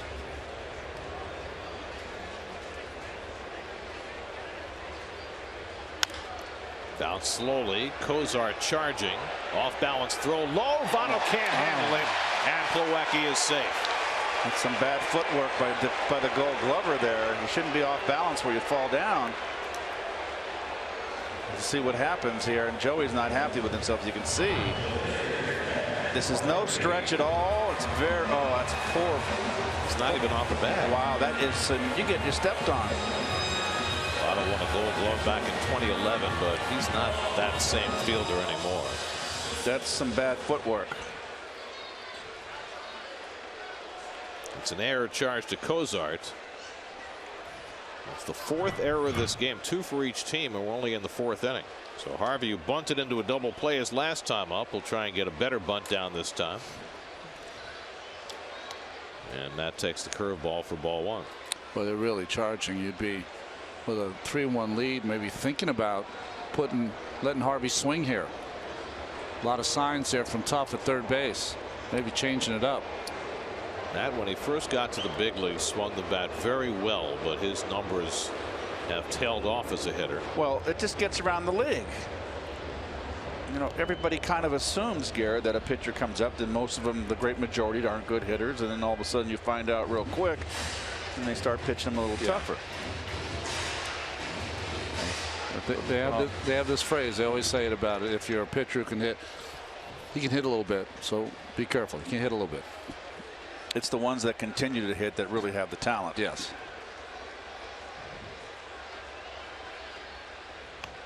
Nice. Gets the bunt down much better this time, and Mesoraco has to go to first with it. 2-4 on the sacrifice. So Plawecki at second with one out. Get to Citi Field for Family Sunday, May 1st. Watch the Mets take on the Giants at 1:10. The first 15,000 fans in attendance will receive a pair of Curtis Granderson baseball socks, courtesy of East Coast Power and Gas. Plus, all kids can run the bases after the game. And the Mr. Met Dash presented by Northwell Health. For tickets, visit Mets.com/Family Sundays. And I've seen the socks. We saw the socks. They're very nice socks, orange and blue. Very much like the socks you were wearing a couple of weeks ago. Those winter ones are nice in April when it's cold. Alejandro De Aza takes a curve for a strike. De Aza hitting in the leadoff spot for the first time as a Met. First 2 times up. Got on base with a single and a walk. He stole on the base. He scored a run. This is what De Aza has done most of his career. More than half his big league starts have been in the leadoff spot. And he pulls one right to Votto. He drops the ball, but they call the out. They say he held it long enough. And that's the second out. Boy, oh boy, what's going on? The Butterfingers tonight. First base umpire Corey Blazer calling this a catch. Oh boy, I tell you what, that's not a catch. But he got him at first anyway. Ruling is that he lost it on the transfer. Let's see. Did he ever really have it? No. He never had the ball. That's a terrible call. But out at first. Now, I don't believe that's a challengeable call. I think only in the outfield is that a challengeable call. Catch or no catch. Is there a full moon tonight or something? Jeez. So 2 out. Plawecki's on second. And here's David Wright, who has flied out and walked 0 for 1. Well, I said earlier this game's been a bit of a mess, and it really hasn't changed much. It's been very peculiar. Both these teams have an off day tomorrow. Perhaps they've cashed out a little early. Looking ahead to it. I'm looking forward to it. Reds will be in Pittsburgh for their off day tomorrow. The Mets stay home.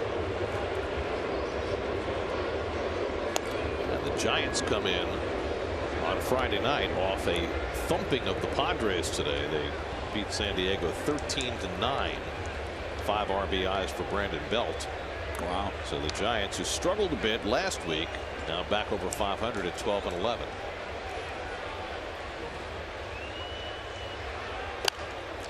David hits one off his leg, a foul ball, 1-2. So despite being hitting hard, Samardzija. Interference. Yep. Did they call catcher's interference? Yes, they did. They did. And so David goes to first base, a charge and error to Mesoraco. Wow. No turn at bat for Wright. 3rd error for the Reds in this game. No question. And this is like creepy theater. Friday night creepy theater. Strange things are happening. Chiller. Vincent Price. Did you have Chiller Theater in Northern California? We did. And coming out of the yes. Crypt? Chiller. The Tingler. Here's Conforto with 2 out and 2 on. 2 errors in the inning for Cincinnati, and they could have easily had a third. Let's stop there. That was a Vincent Price movie. All right, enough. But Conforto's had some people on the bases, hasn't he? Struck out looking in the first inning with a man in scoring position. Fouled out to end the second with the bases loaded. Now he's got 2 men on with 2 out. And he pulls one into the shift. De Jesus makes the play. And so it's been a rough night so far for Conforto. Mets unable to cash in on 2 Cincinnati errors. That's still up 3-1 as we go to the 5th at Citi Field.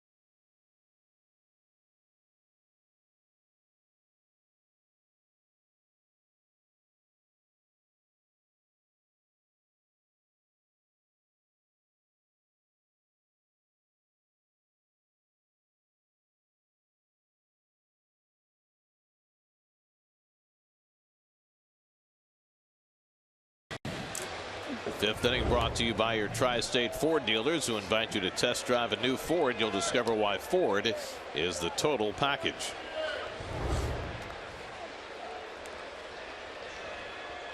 Well, it's been a kind of a full moon kind of a night at Citi Field. 5 errors. Harvey starts his 3rd time around the batting order, and Zach Cozart takes a strike. Cozart delivered the keynote tonight with a home run leading off the game. 5th time in his career he's done that. But that's the only run that Harvey's given up tonight.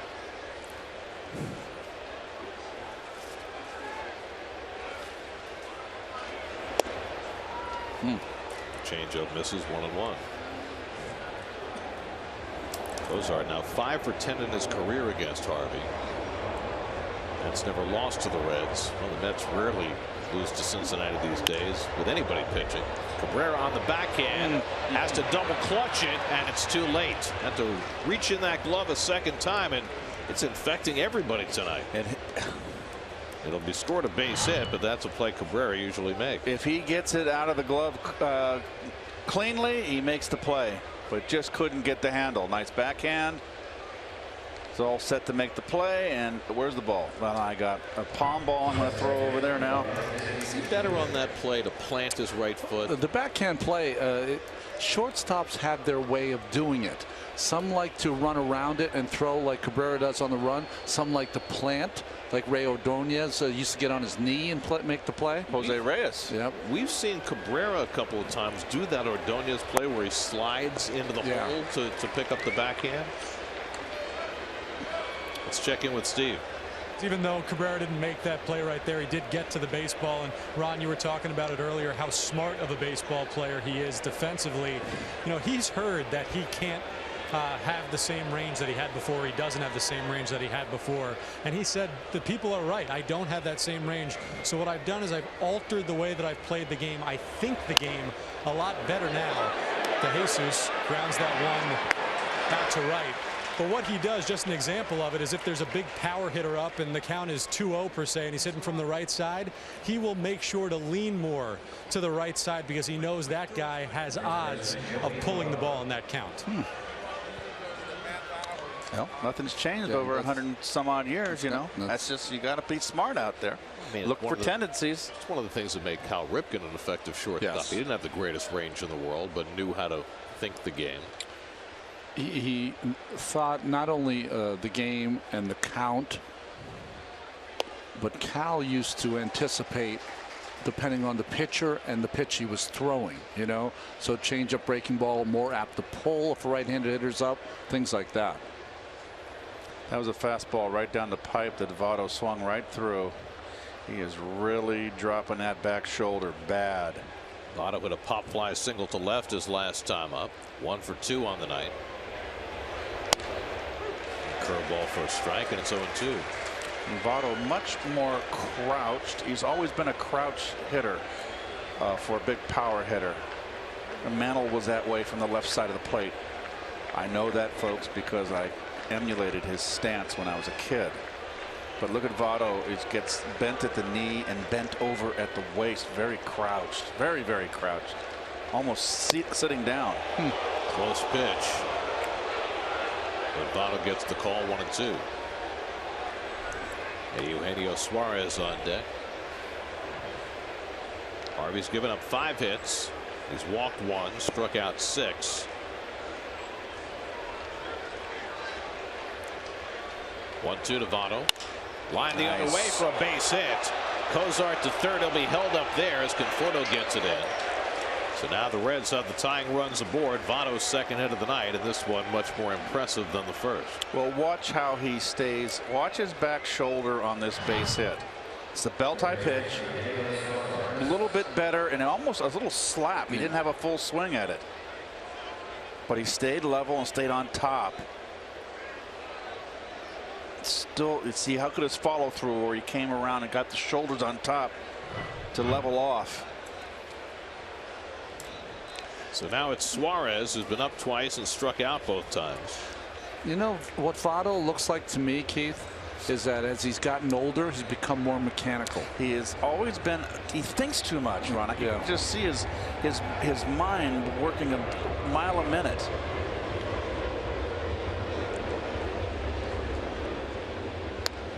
We talked last night about pitches thrown under duress, and Matt has had plenty of those tonight. Got yet another situation to find himself out of. He stranded runners in scoring position in the first, the third, and the fourth. Again, like Syndergaard in game 1, though, he'll have an extra day in between his next start.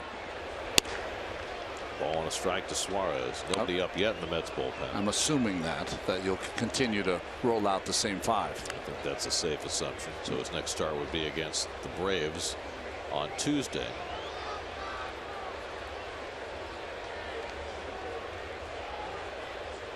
One and 1 to Suarez. And he hits a flare over Duda for a base hit. That'll bring in a run as Cozart trots in. A soft single for Suarez to drive in a run and get the Reds within 1. That is as soft as you're going to get. And when there's a runner in the drive in, you'll take it. A total inside out. Totally tied him up, but strong enough just to muscle it out. So now it's 3-2 New York. Votto's at second with the tying run. Suarez at first and Mesoraco the batter. Mesoraco, remember, batted with the bases loaded in the third with 2 out and hit a bullet toward the middle. Neil Walker was able to snag it to get Harvey out of trouble. And he hits a ground ball that could be 2. Cabrera to Walker to first. Double play, side retired. Just what the doctor ordered for Matt Harvey. Reds get a run to make it closer, but the Mets still have the lead. Halfway through, 3-2 New York.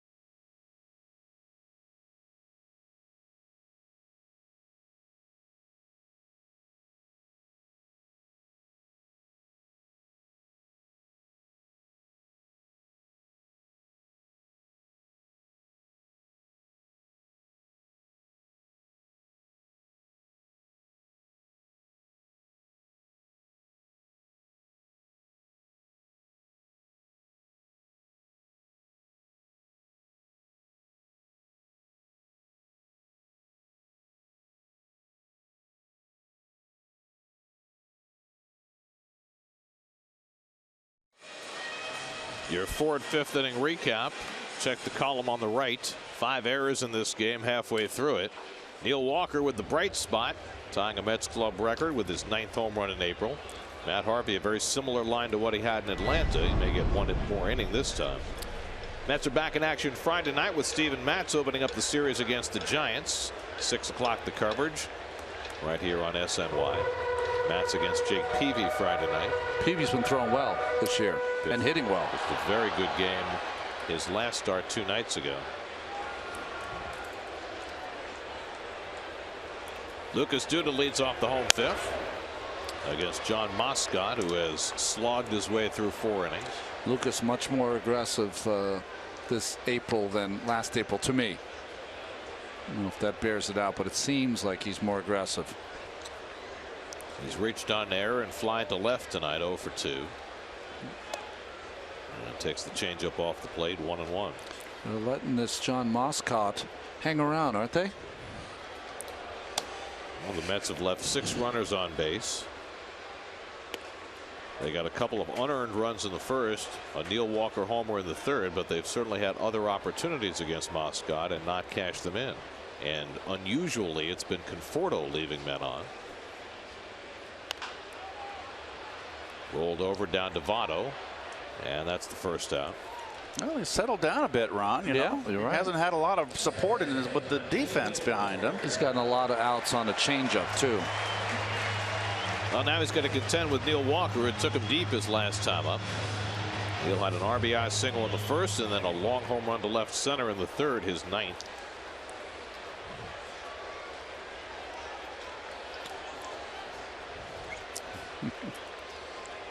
All appled up and ready to go. So Neil Walker has 56% of his home run total from last year in April. Wow.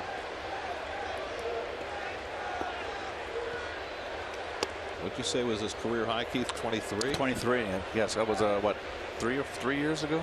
No, which is 16 last year, obviously. I think it was 2 years ago.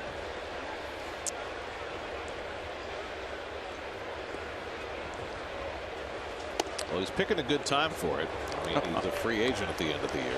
Well, you're getting a guy that you brought over that has played his whole career in a big ballpark, so it's no big deal to be here, right? Well, last year he hit his 9th home run on July 23rd. 6th. So he's 3 months ahead of schedule.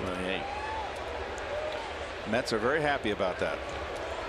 Moscot behind him, 3-1, working carefully to Walker this time with Cabrera on deck.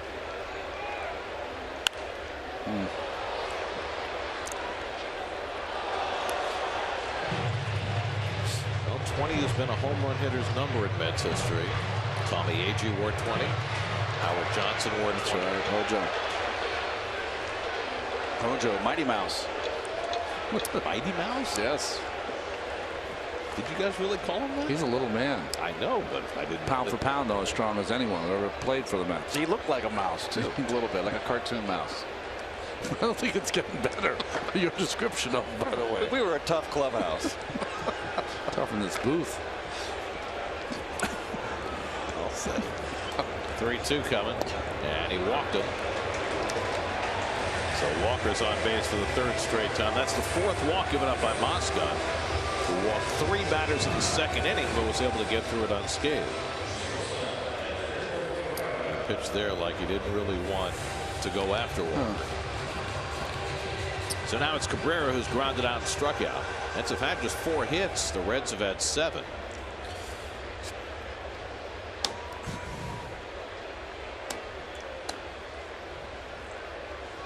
Cabrera 1 for 8 in this series, and he takes the curveball in the dirt. Mesoraco stops it. A nice block there by Mesoraco. Had to shift way to his right. The ball's supposed to be a backdoor slider. It's inside and down. You'd like to see that. You got a guy struggling at the plate, off to a bad start, and not letting it affect his defense.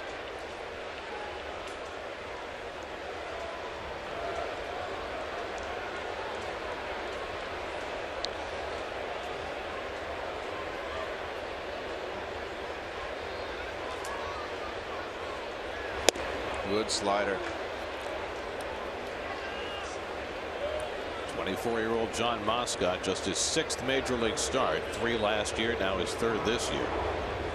He's had to work around injuries to his non-throwing shoulder last year, cost him the last 3 months of the season, and then an intercostal this spring that cost him the first 2 weeks of this year. But pitching healthy now. Cabrera lifts one to shallow left, and on comes Schebler. 2 out.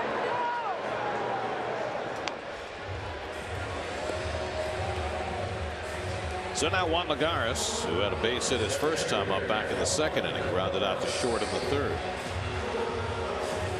As they're figuring that Yoenis Cespedes will be back in the lineup Friday night when they reconvene. But for now, he is just a feared bat off the bench. Who are the Giants throwing, PB, the weekend? Bumgarner's on Sunday? Matt Cain in between. Okay. Cain is really struggling. Yeah, he's not throwing hard.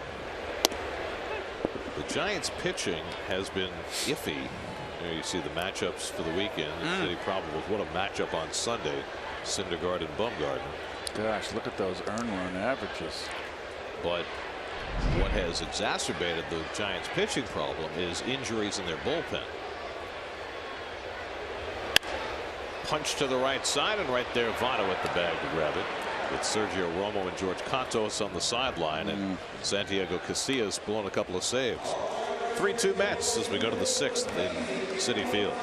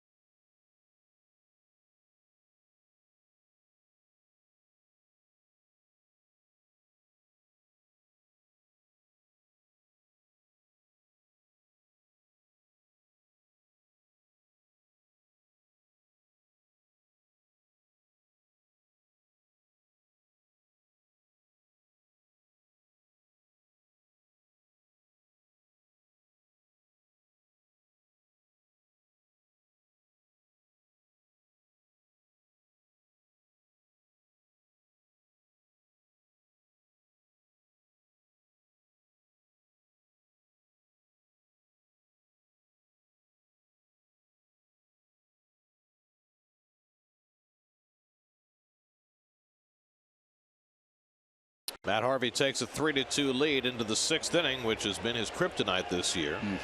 Adam Duvall leads off. He's struck out and flied out. So Harvey soldiers on, but maybe not John Moscot. But see, they're pointing to his left shoulder. That's the shoulder he hurt last year when he tried to tag Anthony Ghosh of the Detroit Tigers. So he looks like he's going to be coming out. Reds get their bullpen going as Duvall pokes one in the air to right. Stumbling De Aza, but rights himself and makes the catch. And that's all of a piece, because while we may play you the music from Can Can, there's been a lot of can't tonight. The dropsies, the ouchies, the flubs, the poor footwork. It's been a little bit of a circus here tonight at Citi Field. The Folie Bergère. Toulouse-Lautrec would have been able to paint a picture of this. Little absinthe. You have to go right there, don't you? Don't want to go beyond a little. Scott Schebler has struck out and walked tonight 0 for 1. And he goes after the high fastball from Harvey. Jordan Pacheco on deck to pinch hit for the pitcher. So Brian Price watching his team play drop C out there, and they're fortunate to still be in this game. But the common theme is the Mets are on top, and that's been a normal state of affairs, with the Mets having won 5 in a row and 10 of 12. I just feel like if you're Matt, you can't feel good unless you at least plow through this inning scoreless. And if you somehow get through it quickly, maybe another. But at least this one, you got to plow through scoreless. Blake Wood, who was up last night but never got in, up in the Cincinnati bullpen. 2-2 to Schebler, who's 0 for 6 in this series. And he pops one foul back this way. The guy in the front row, right in front of us, had his glove. It was right to him. Yeah. And he made like he was on the field tonight. He dropped the ball. One of the things I love about the crowds here in New York, they will boo you if you bring your glove and you don't make the catch. Love it.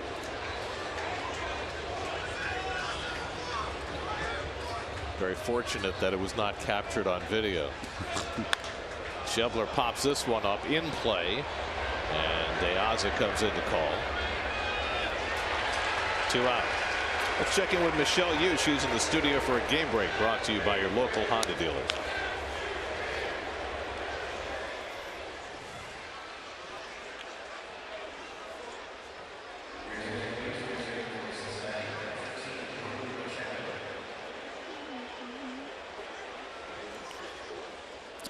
By the way, no home runs for the Braves yet tonight. Pedroia off the pesky pole. It's like a death watch, Gare. Jeez. Here's Jordan Pacheco pinch hitting for Moscot. And takes the slider off the plate.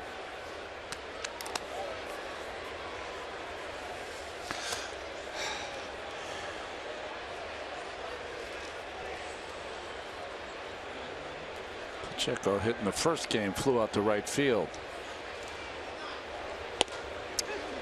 Who is shutting out Washington in the 7th and after through 6, Gare? Jeremy Hellickson. Okay.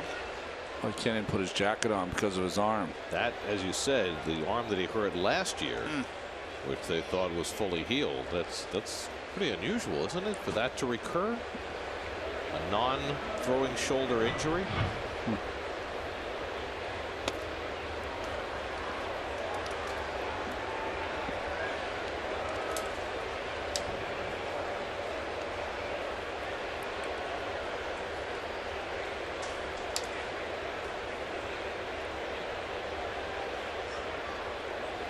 th pitch coming from Matt Harvey. And he pops the fastball outside. It's 3-1.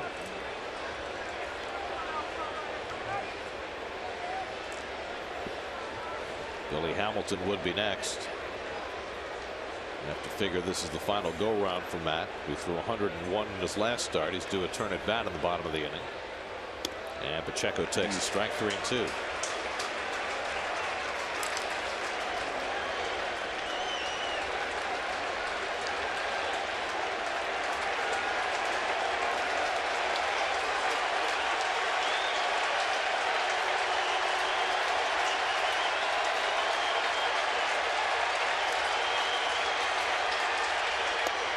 Strike 3 call. Harvey finishes with a flourish, if indeed he's done. His 7th strikeout of the night. He goes 6 and leaves with a lead.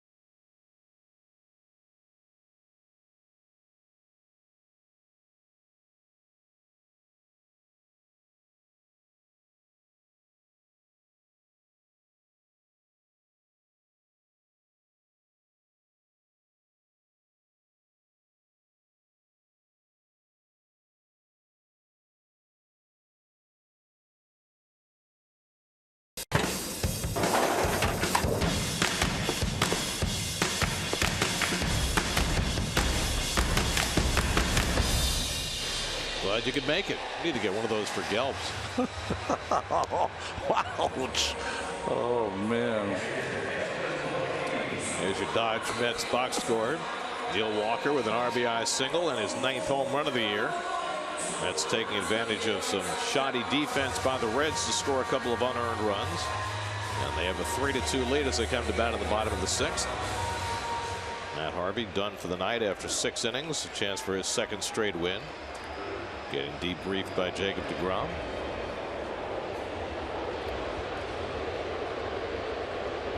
Blake Wood is the new pitcher for Cincinnati. Kevin Plawecki leads off the home 6th and nubs one up the line.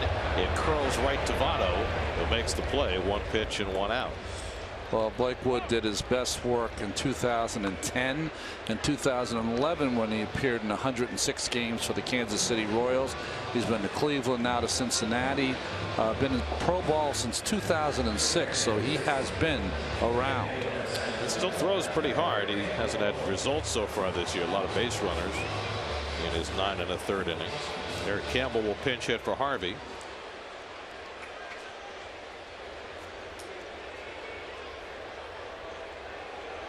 As Jim Henderson gets ready in the Mets bullpen.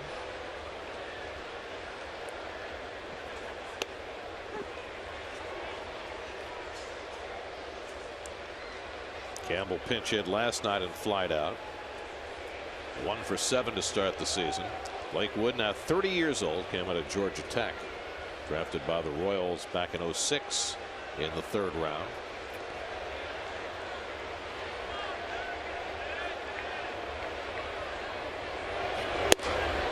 All things considered, John Moscot did okay in his 5 innings. Gave up just 1 earned run.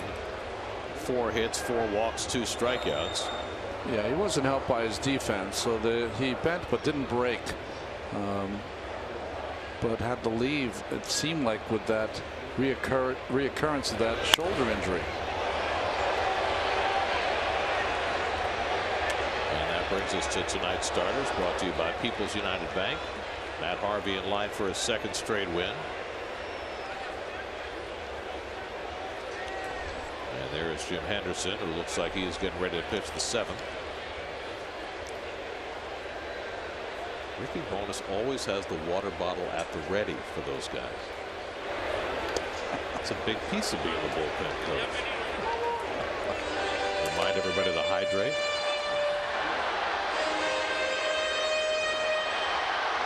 Ricky's got his stopwatch. He's got his clipboard.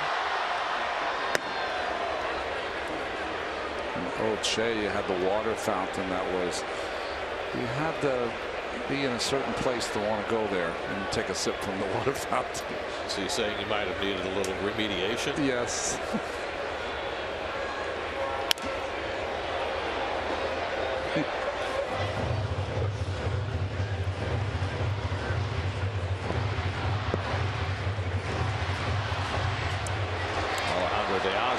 Waiting on deck.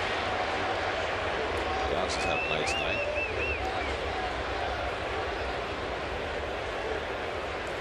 The Reds bullpen has really struggled. As we talked about last night, with so many of these rebuilding teams, the bullpen is the last thing that they've paid attention to. Drew Hayes up in the bullpen now for the Reds. Well, what you've seen from a lot of organizations is that they're starting to go to, if you pitch well or if you don't pitch well, you're gone. If you pitch too much in a game, you're gone. Where they're really interchanging pitchers from their AAA up to their major league level and back and forth all season long. They're taking advantage of their 40-man roster. Campbell takes inside, ball 4, so a good turn at bat for Suk, and he draws a 1-out walk. 5 walks for Cincinnati pitching tonight.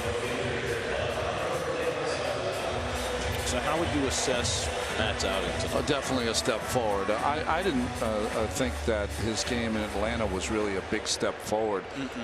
Just a tiny step forward. This was a big step forward. Strikeouts were up. 7 strikeouts, I believe, he had in the 6 innings of work. I thought his stuff was crisp. He wasn't overthrowing. I think the breaking ball is still a little short. It's not exactly where he wants to be, but his changeup was outstanding tonight. So 2 of the 4 are there. He has 1 more start I think, against Atlanta, and then he'll probably have to pitch in San Diego and then Colorado, which gives him, you know, you're not playing against the top level teams, so he can work out what issues he has. And then when the season starts, I think on May 17th, when you face the Nationals. Well, I think he can go home tonight. Hopefully it's a W for the Mets as well as him, and feel good about it. Yeah. Well, he should. Did Mr. Wood hurt himself? Mark Riggins is running out. It's like he's trying to stretch out his back, or really twists his torso when he throws. He's all right. Oh. Maybe needs a tissue.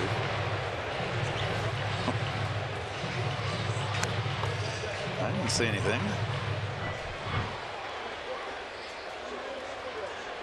Just having trouble throwing strikes right now, and walks have been a problem for him. 7 walks now in 9 2/3 innings. That's not a formula for success.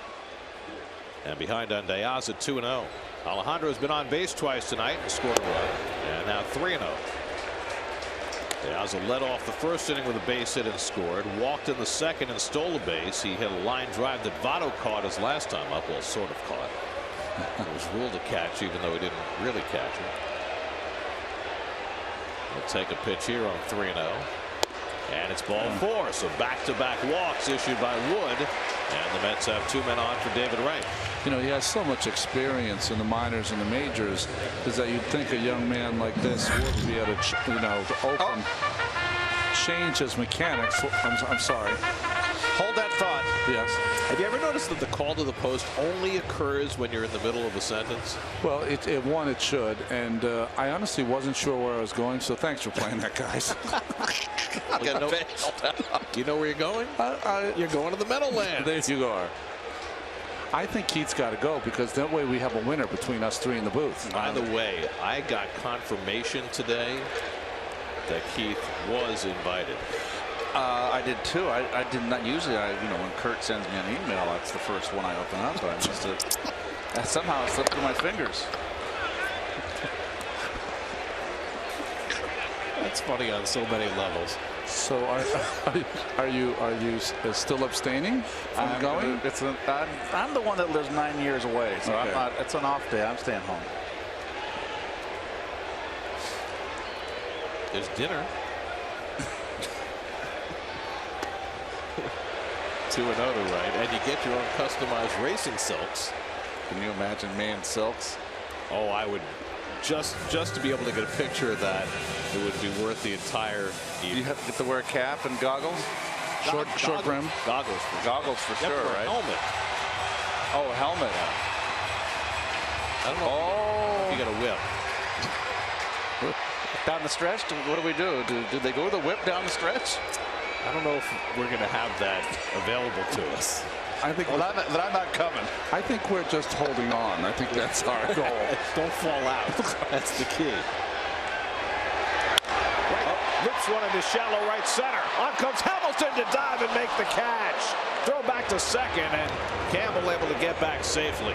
Second terrific play that Billy Hamilton's made in this series, taking a base hit away from David Wright. Well, defense so critical, and speed. A lot of ground covered there. Nice play.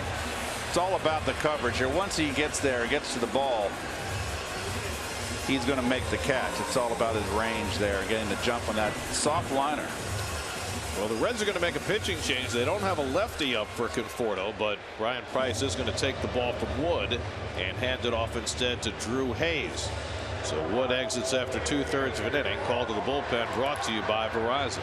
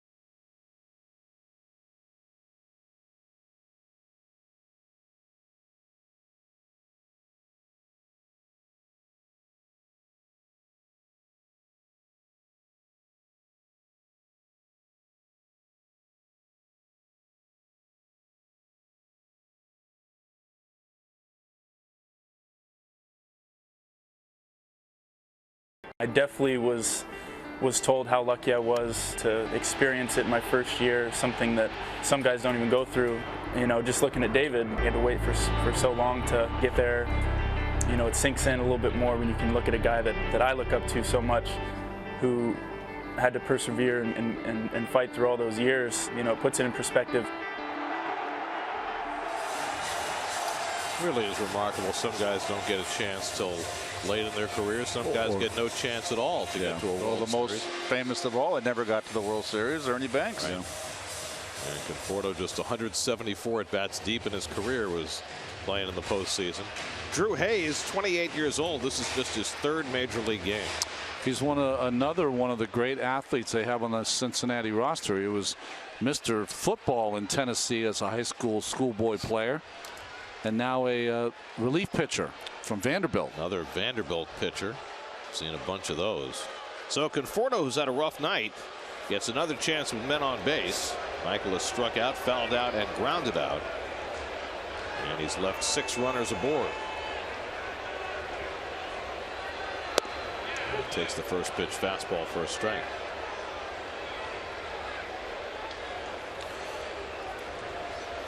Campbell at second, he walked. Diaz at first, he walked.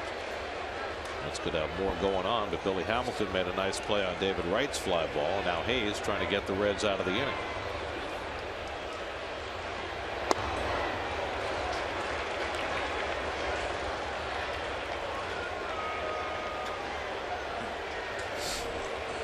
Lucas Duda would be next.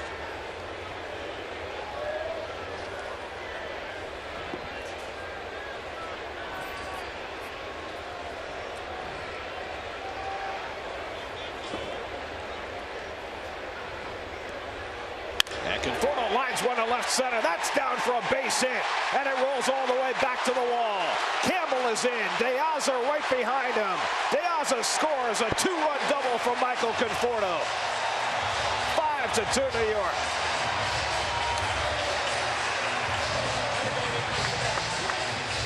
Well, you can only keep him down so long. Conforto's had opportunities all night, and he finally cashes one in. He went out of the strike zone a little bit here. Almost away, belt high. And this is opposite field gap. Diaza can run. That ball's in the gap. He's going to score a wide turn there. But cut it around that bag nice at third. And we were talking about back shoulder dropping. Now watch the swing. Watch the back shoulder of Conforto. Look at that. Nice and parallel to the ground. Bat stays parallel to the ground. Will get on top of that fastball and rip it. Well done. Just like number 17 used to. Look, here we go right here. He can't do it any prettier than that. He's just got such a beautiful swing. Yes, sir. 9th double of the year for Conforto, puts him up among the league leaders. Those are the nice 1-for-4s. So the Mets get themselves a little breathing room for the first time tonight. Duda flies one out to left center. Back in the gap goes Schebler. And one hands it to retire the side. But Conforto plates a pair with a double. Harvey exits. Mets have a 3-run lead going to the bullpen.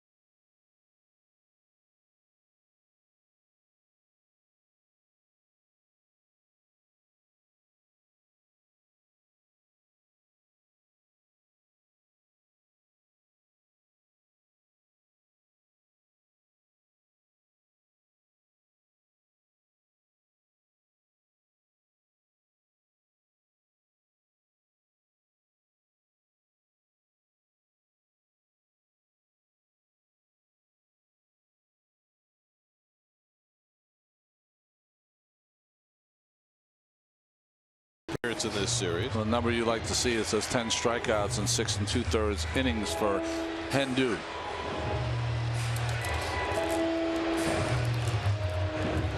Matt Harvey went 6, allowed 2 runs, 7 hits, a walk, 7 strikeouts, a home run, 102 pitches for Matt, who's in line for his 2nd straight win. Billy Hamilton will lead off in the 7th. Hamilton 1 for 2 at a base hit back in the 3rd. Anderson last pitch Sunday in Atlanta and struck out the only man to face him. I don't know if it was an aberration, but when he was overused a little in the middle of April, it wasn't a good result in his next couple of outings. So I think you're going to have to watch how you use Jim Henderson. Like, he's not going to be a guy you can pitch 3 days in a row, in my opinion. Yeah, I think Terry learned that in a hurry, that if he goes more than about 15 or 17 pitches, he has to stay away from him the next day. Dee Gordon got him with a 16 pitch at bat, right?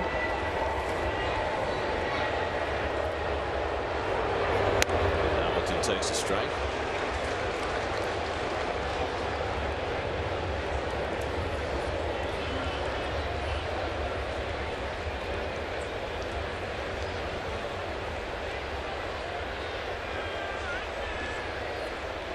Zach Cozart on deck, then Ivan DeJesus. A little bit high, 2-2 to Hamilton. So the Cubs game was postponed against Milwaukee, so Jake Arrieta couldn't make like Johnny Vandermeer tonight. Not tonight, but there's always tomorrow. That's right.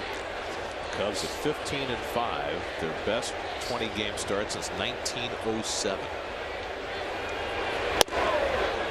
Both the Cubs and the White Sox have 15 wins, right? 1907, the Cubs were the World Series champions. They won it again the next year in 1908, and they haven't won it since. At least the White Sox had 2005. That's right. 3-2 to Hamilton, and he slaps one in the air. Conforto playing shallow. 1 out. Let's look at tonight's Verizon trivia question. 4 players have had more than 1,000 at-bats against the Mets. We've got the dating game music again. It's fantastic.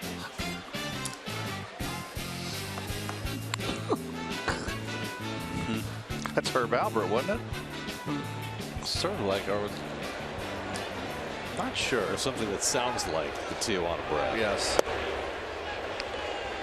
Zach Cozart's 2 for 3 tonight, 5 for 12 in the series. He homered to lead off the game tonight. Gotta break out my bell bottoms every time we hear that. Your Ricky Ticky Stickies. There you go.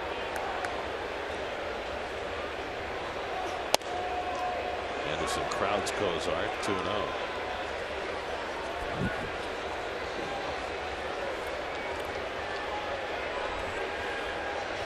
Alonso Robles, the right-hander. Jerry Blevins, the left-hander, up in the Mets bullpen.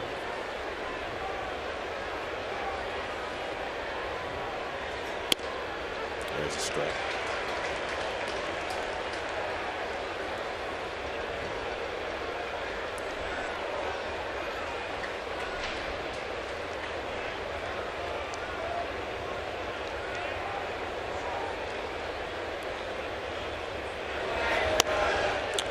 You know, it's interesting about Jim Henderson than most relievers you see today. He just gets the ball and throws it. You know, a lot of guys prance around the mound and take some time in between pitches. He really just adjusts his cap, gets on the mound, and ready to throw.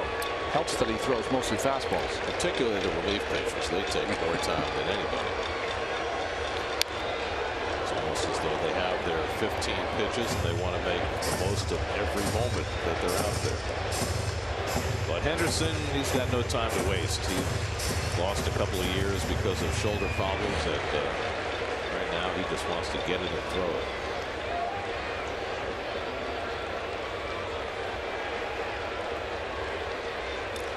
Two and 2 to Zach Cozart. This is away, 94 from Henderson. That's about where he needs to be. With a 5-2 lead, though, you got to pour it in there. Challenge Cozart. I know he's red hot, but you have some gloves behind you. DeJesus on deck.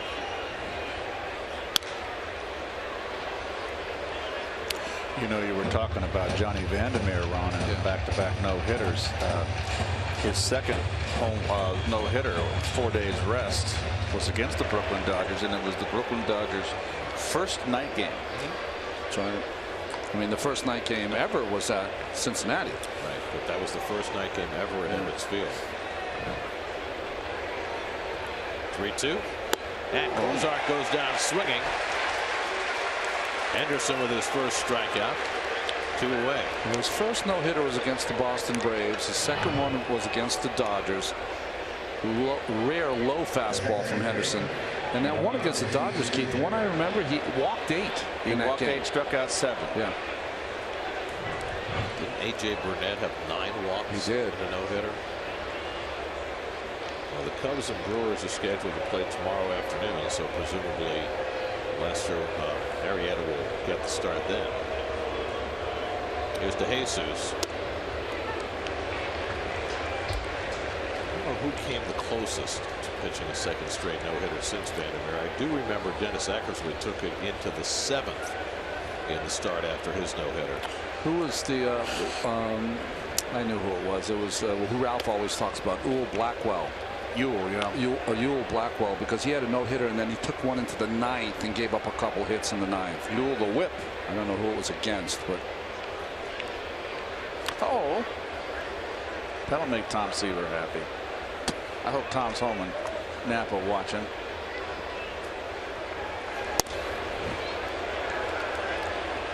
Somehow I doubt that. Just glad to see Mrs. Met smiling. You know, Mr. Met with his antics. She's got a lot to put up with, you know. See that guy trying to hit on Mrs. Met? they look a little distant to me personally. SNY Super Slow Motion brought to you by your Mercedes-Benz Tri-State dealers. Mercedes-Benz, the best or nothing.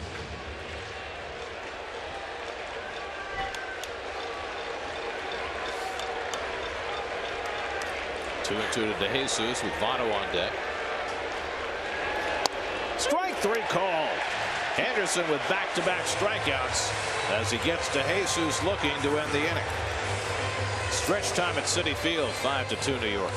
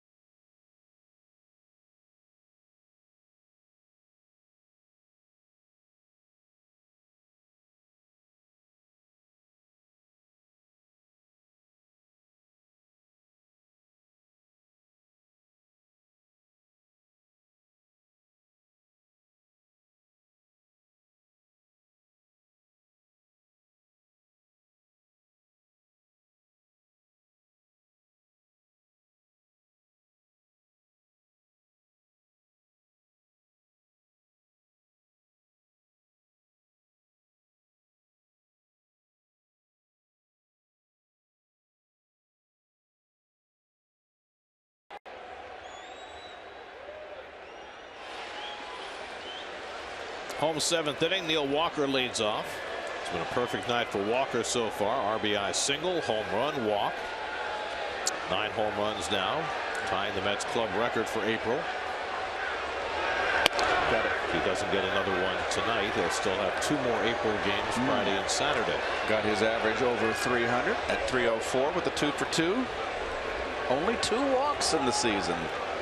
It's amazing, isn't it? Yes. Back to Hayes. And an overhand toss by a pitcher. That's a rarity these days. The Cadillac drive around the majors. Brandon Belt drove in 5 this afternoon. Giants are on their way to Citi Field after that win over the Padres today. The Braves in danger of falling to 4-17. Wow, this season. Jeremy Hellickson 7 scoreless innings as the Phillies try to beat the Nats for the 2nd straight day. More jam by Hellickson. There's Asdrubal Cabrera, who's 0 for 3. Cabrera 1 for 9 in this series, still hitting over 300 for the early season. Mets have had only 5 hits tonight. But the 2 big blows, the home run by Walker and the 2-run double off the bat of Conforto. The flat-brimmed look by Mr. Hayes. Well, doesn't David Price wear his hat that way? Is it a Vanderbilt thing? Does Mike Minor also wear the? I think he does. I think yeah, he does. So maybe it's a Nashville kind of a concoction. I don't know about Sonny Gray. I think he does too. Fry some eggs on that bill. 1-2 to Asdrubal. Slaps one to the left side. Suarez by himself on that side of the field makes the play. 2 out. Remember, Keith, when you were little, your dad would teach you how to form your hat. Remember the kids tried to do the crease? They tried to bend the side? That's right. My dad, it was a that was a cardinal sin. Oh, look, you got to look like a major leaguer. You had a gentle bend on both sides. Yep. It's a nice and easy. Nice arc. Yeah. Wearing the uniform was so much fun to be taught how to wear it properly, or what was proper then. Show the socks. The hardest part was figuring out with the sanitary socks and the stirrups how to get them just right. Yeah, you couldn't have the ankle chokers. And you had to make sure, if you didn't have tape, how to make them stay up so when you ran the bases, they wouldn't end up flopping down like look like the Carl Burnett show. Yeah, Pete Maravich socks. Yeah. My mother, because they were all ankle chokers when I was a kid. Yeah. She would cut underneath and put the white elastic band around an inch thick and sew them on so they could go a little higher. You are in rarefied air, my friend. I didn't know that Keith was that stylish as a youngster. I mean, I know the kind of style that he brings to the table now, but. We were always taught how to wear the uniform by Juan. You tuck it underneath with your pants, the bottom of your pants. That's right. You had stripes. You had to show your stripes. Lagares slugs one out to left center. Back in the gap goes Hamilton, and he reels it in to retire the side. 1-2-3 inning for Drew Hayes. That sends us off to the 8th. Mets up 5-2 over Cincinnati.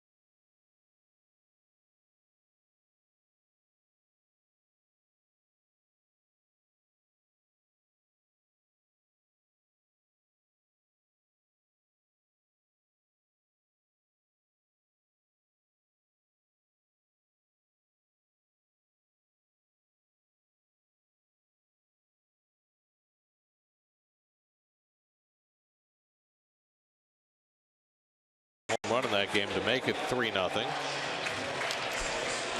Well, it's now time for something to smile about, presented by AT&T Cricket Wireless. Getting a baseball, hanging on to it, that's something to smile about. Oh, Nutty Buddy, that's something to smile about. Oh, take a picture of the Nutty Buddy. Put that in the MoMA. Hansel Robles will work the 8th inning for New York.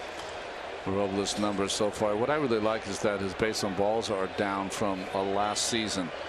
First appearance in this series, last worked Sunday in Atlanta. Joey Votto leads off the 8th. Votto with base hits to left field his last 2 times up. So obviously staying away from Addison Reed tonight. Reed worked each of the last 2 days, setting up for Familia. The question is Familia available? He's worked the last 3. So perhaps, well, maybe stay away from Familia. Use Reed in the ninth. I think that Familia's thrown the best he's thrown. If you only have a 3-run lead, Familia's in the game for me, unless he tells me he can't go. I guess with an off day tomorrow, yeah, that makes sense. And we'll see whether Jay gets the ball. Right now, still got the hoodie. Hoping Robles can have a clean 8th against the heart of the Reds batting order. 2-1 to Votto. Rounds him and got a strike. Tied him up.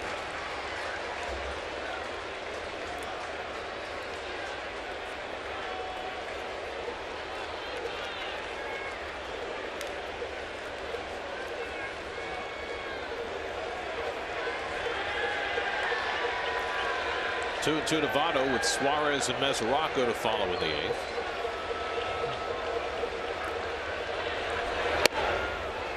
You know, we haven't had in a while. Hasn't been an error in this game since the 4th.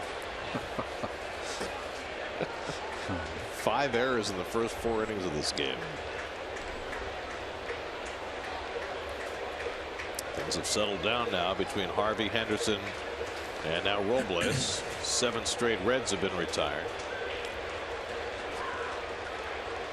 3-2 coming to Votto. And he fouls it away.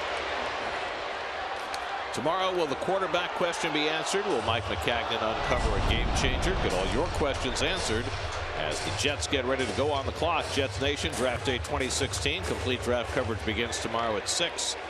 Only on SNY. So Mets are off tomorrow. Yes. Which means you can watch every minute of the first day of the NFL draft. There you go. That's right up your alley. The operative word being can. Check swing. He went around. Votto is fanned. That's 10 strikeouts for Met pitching tonight. And I know he's got a couple of hits tonight, but this does not look like Joey Votto. Looks like he's just thinking too much. And he is just does not have a rhythm. And yes, he did.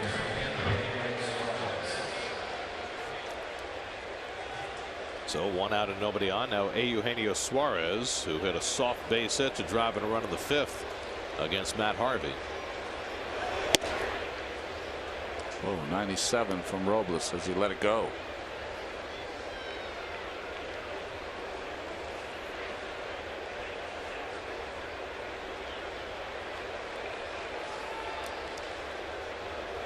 I think enough has been said about how good the Mets bullpen has been so far this year. You know, we concentrate on the starters and Familia, but the rest of that bullpen has really been tremendous.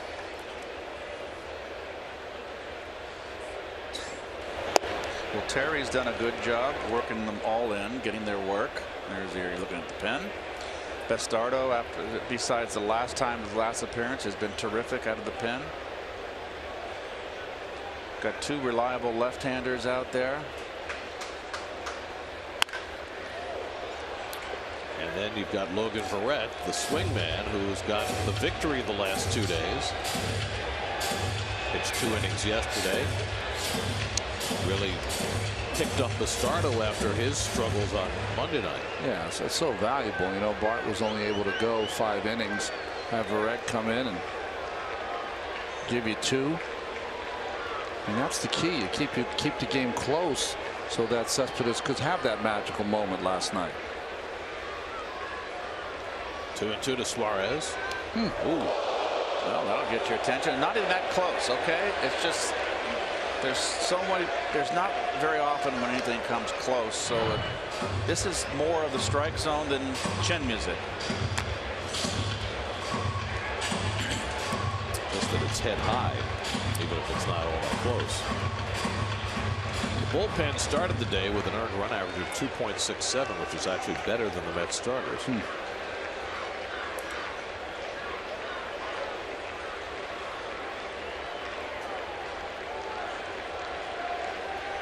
3-2 coming to Suarez. Popped it up foul. That'll come out of play. And I think probably most importantly, because these are the things that really kill you. Bullpen coming into the day, 62 innings, only 2 home runs. Yeah. Just the opposite of what has happened in Cincinnati, right, with their bullpen. I think the bullpen has a chance, Gary, to even be better. Why do I say that? As Ross Ohlendorf gets up, the Princeton guy for Cincinnati, is that the Mets starter is going to pitch more innings as the summer goes along. That's going to give them opportunities to get less outs. Popped up. This one may stay in play. Duda coming down. Plawecki out, and Duda takes charge of it. 2 out. Nice communication. Let's answer our Verizon trivia question. The 4 players who've had more than 1,000 at bats against the Mets. Well, there you go. Oh, Rollins. Huh. Chipper Jones not on that list. All in division, of course. Next closest, number 5 on that list, Larry Bowa.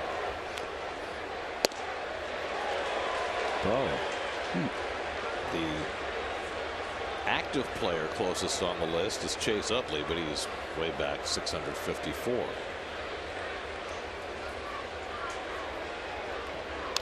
Here's the quick pitch from Robles. Coming up tonight, Geico Sports Night after the post game. Doug Williams got back his Twitter account from Andy Martino, apparently. Trying to draft you as a quarterback, Ronnie. That's good, Doug. You were never a quarterback, were you? I was until I got to college, and there was a guy named John Rogan from Long Island.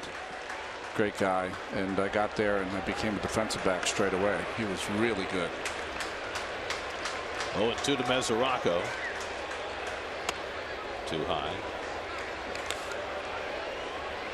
Well, each level you go up from high school, now you're facing guys that were great from their high school. That's right. Competition level increases. What did you play, 1 year or 2 years? Of Just 1 year. Yeah, 1 and done. Breaking ball, strike 3 called. Mesoraco caught looking, and the strikeout total continues to balloon. That's 11 for Met pitchers tonight, as Robles fans a pair in a 1-2-3-8. 10 straight Reds retired. 5-2 Mets in the 8th.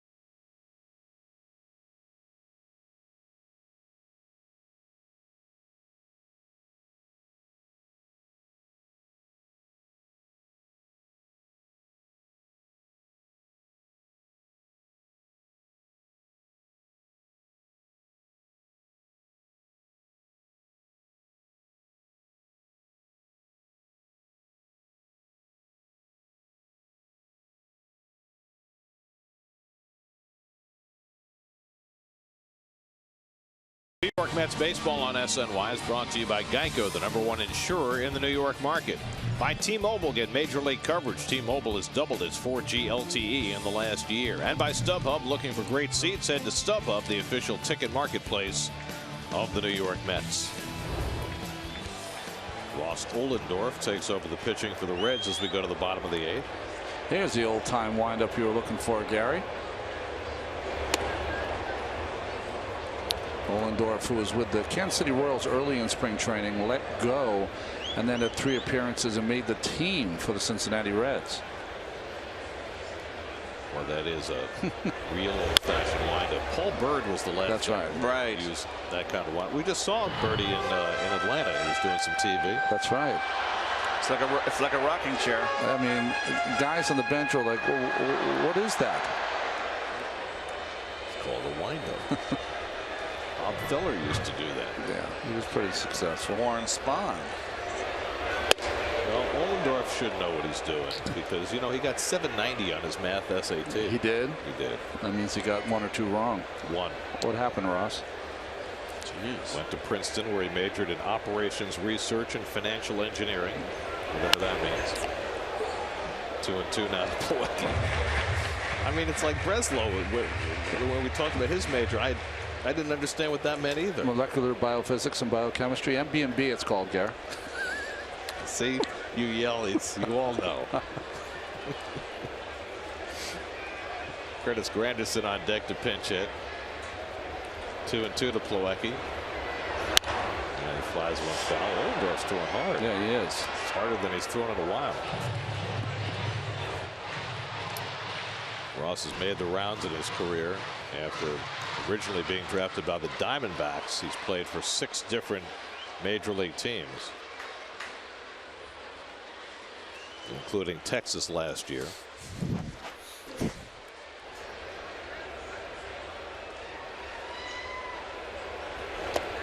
Check swing, and Plawecki went around, strike 3. So Ohlendorf strikes out his first batter. Well, you want some old-time windups? We went to the vault. There's a good one. How about that stare down? Bob Gibson was a little intimidating. So was Don Drysdale. The wiggle with the arm in the back.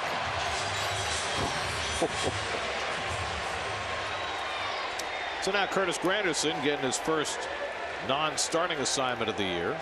Comes up to pinch hit. Granderson scored the go-ahead run last night after tripling in the 7th. Went 2 for 3. Keith, if you're going to have a day off, would you rather have one when you're hot like Granderson or when you're not so hot? Well, look at Terry's options on the bench. Do you want it? Flores struggling. Do you want him to pinch hit when he feels terrible at the plate? And you know, he's fragile right now. Cespedes, you want to keep resting because of the injury. Unfortunately, it'd be a nice game to put Rivera in, but you're only carrying 2 catchers. So you can't use Rivera. So what's your only option is Granderson. And no lead is safe. I mean, this is only a 3-run lead. I was just wondering, though, in your career, if you were going to have a day off, did you prefer to take a day off when you were hot or when you were struggling? That's a good question, Gary. You know what? I always felt that I didn't want to take an off day when I was in a slump because people would think that I was bailing, you know, and I would be out there when I was on my dark day, a dark slump. I'm out there every day. So you cared about what the neighbors thought? My teammates, yes. 3 and 2 now. That was a beautiful Freudian slip there. Darkest days, darkest slump. I think Danny Barr, our director, got a shot of our answer to our question. Addison Reed warming up in the bullpen. There you go. So Familia getting the night off. Granderson with a good pinch hit at bat here. Well, Reed's worked the last 2 days. Familia's worked the last 3, so it makes sense that Familia would get the blow tonight. So Reed looks like he'll get the save chance if the Mets don't score another run. 8th pitch coming to Granderson. He fouls off another fastball. Well, This is Johnny Vandermeer, the only man to throw back-to-back no-hitters. He had a big windup. Almost touched the ground before he threw the ball to the plate.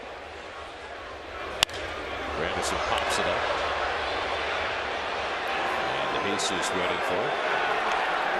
2 out. Nolan Ryan had the big windup.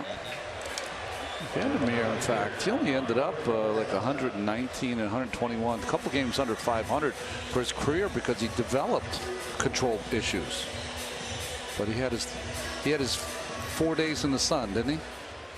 Well, you know, Don Larson didn't have a great career record either.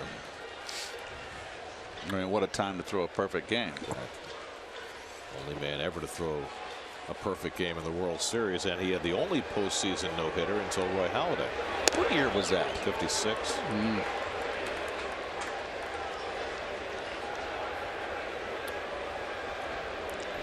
Alejandro Diaz has done a nice job tonight filling in for Granderson. He's been on base 3 times, a single, 2 walks, a stolen base. He scored twice. And Ollendorf crowds him, ball and strike.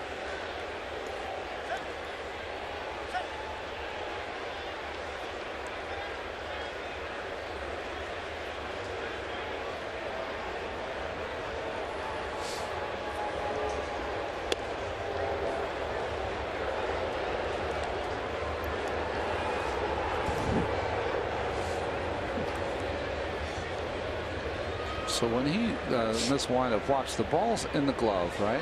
He keeps it in the glove. His hand is free. Then he goes back to the glove and the ball to get the grip. Soft liner grabbed by Votto. Side retired. So Ollendorf confusing him with the big windup. Gets the Mets 1-2-3.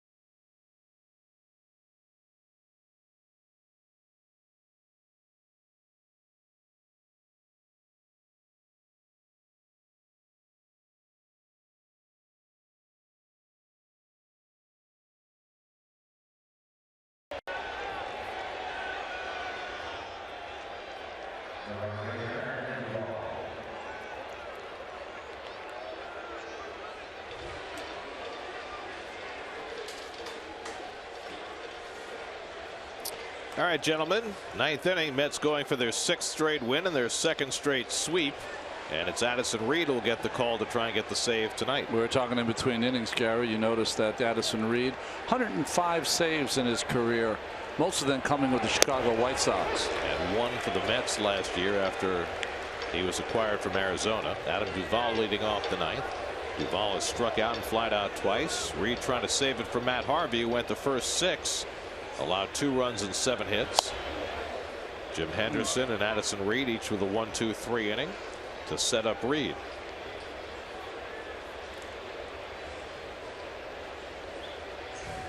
Scott Schebler on deck, and then the pitcher's spot for the Reds. Harvey struck out 7, Henderson 2, and Robles 2. That's 11 strikeouts for the Mets tonight. This is the Mets' 20th game. In 12 of the 20, their pitchers have struck out 10 or more. Wow. That's a lot. Domination in today's game. Guys don't mind punching out 150 times. 1-2 to Duvall. And time asked for. I don't pay as much attention to strikeouts to innings pitched like I did today as I did when I played. I don't either. You had a guy that struck out 9, his 9 to an inning pitched, 9 innings pitched, that it meant something. Well, here's a great comparison for you. Okay. And Duvall takes strike 3 called, and that's an even dozen. And Reed fans his first batter.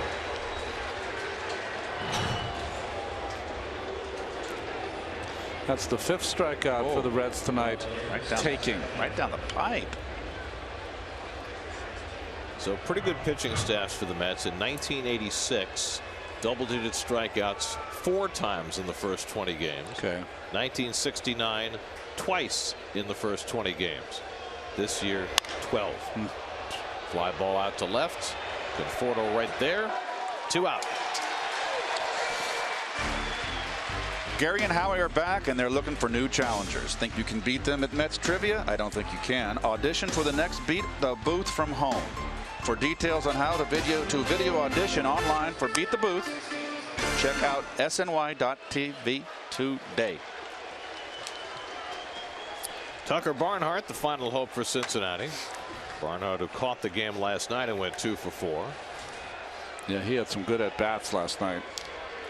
12 straight Reds have been retired since Suarez had a base hit in the 5th inning. And Reed trying to close it out.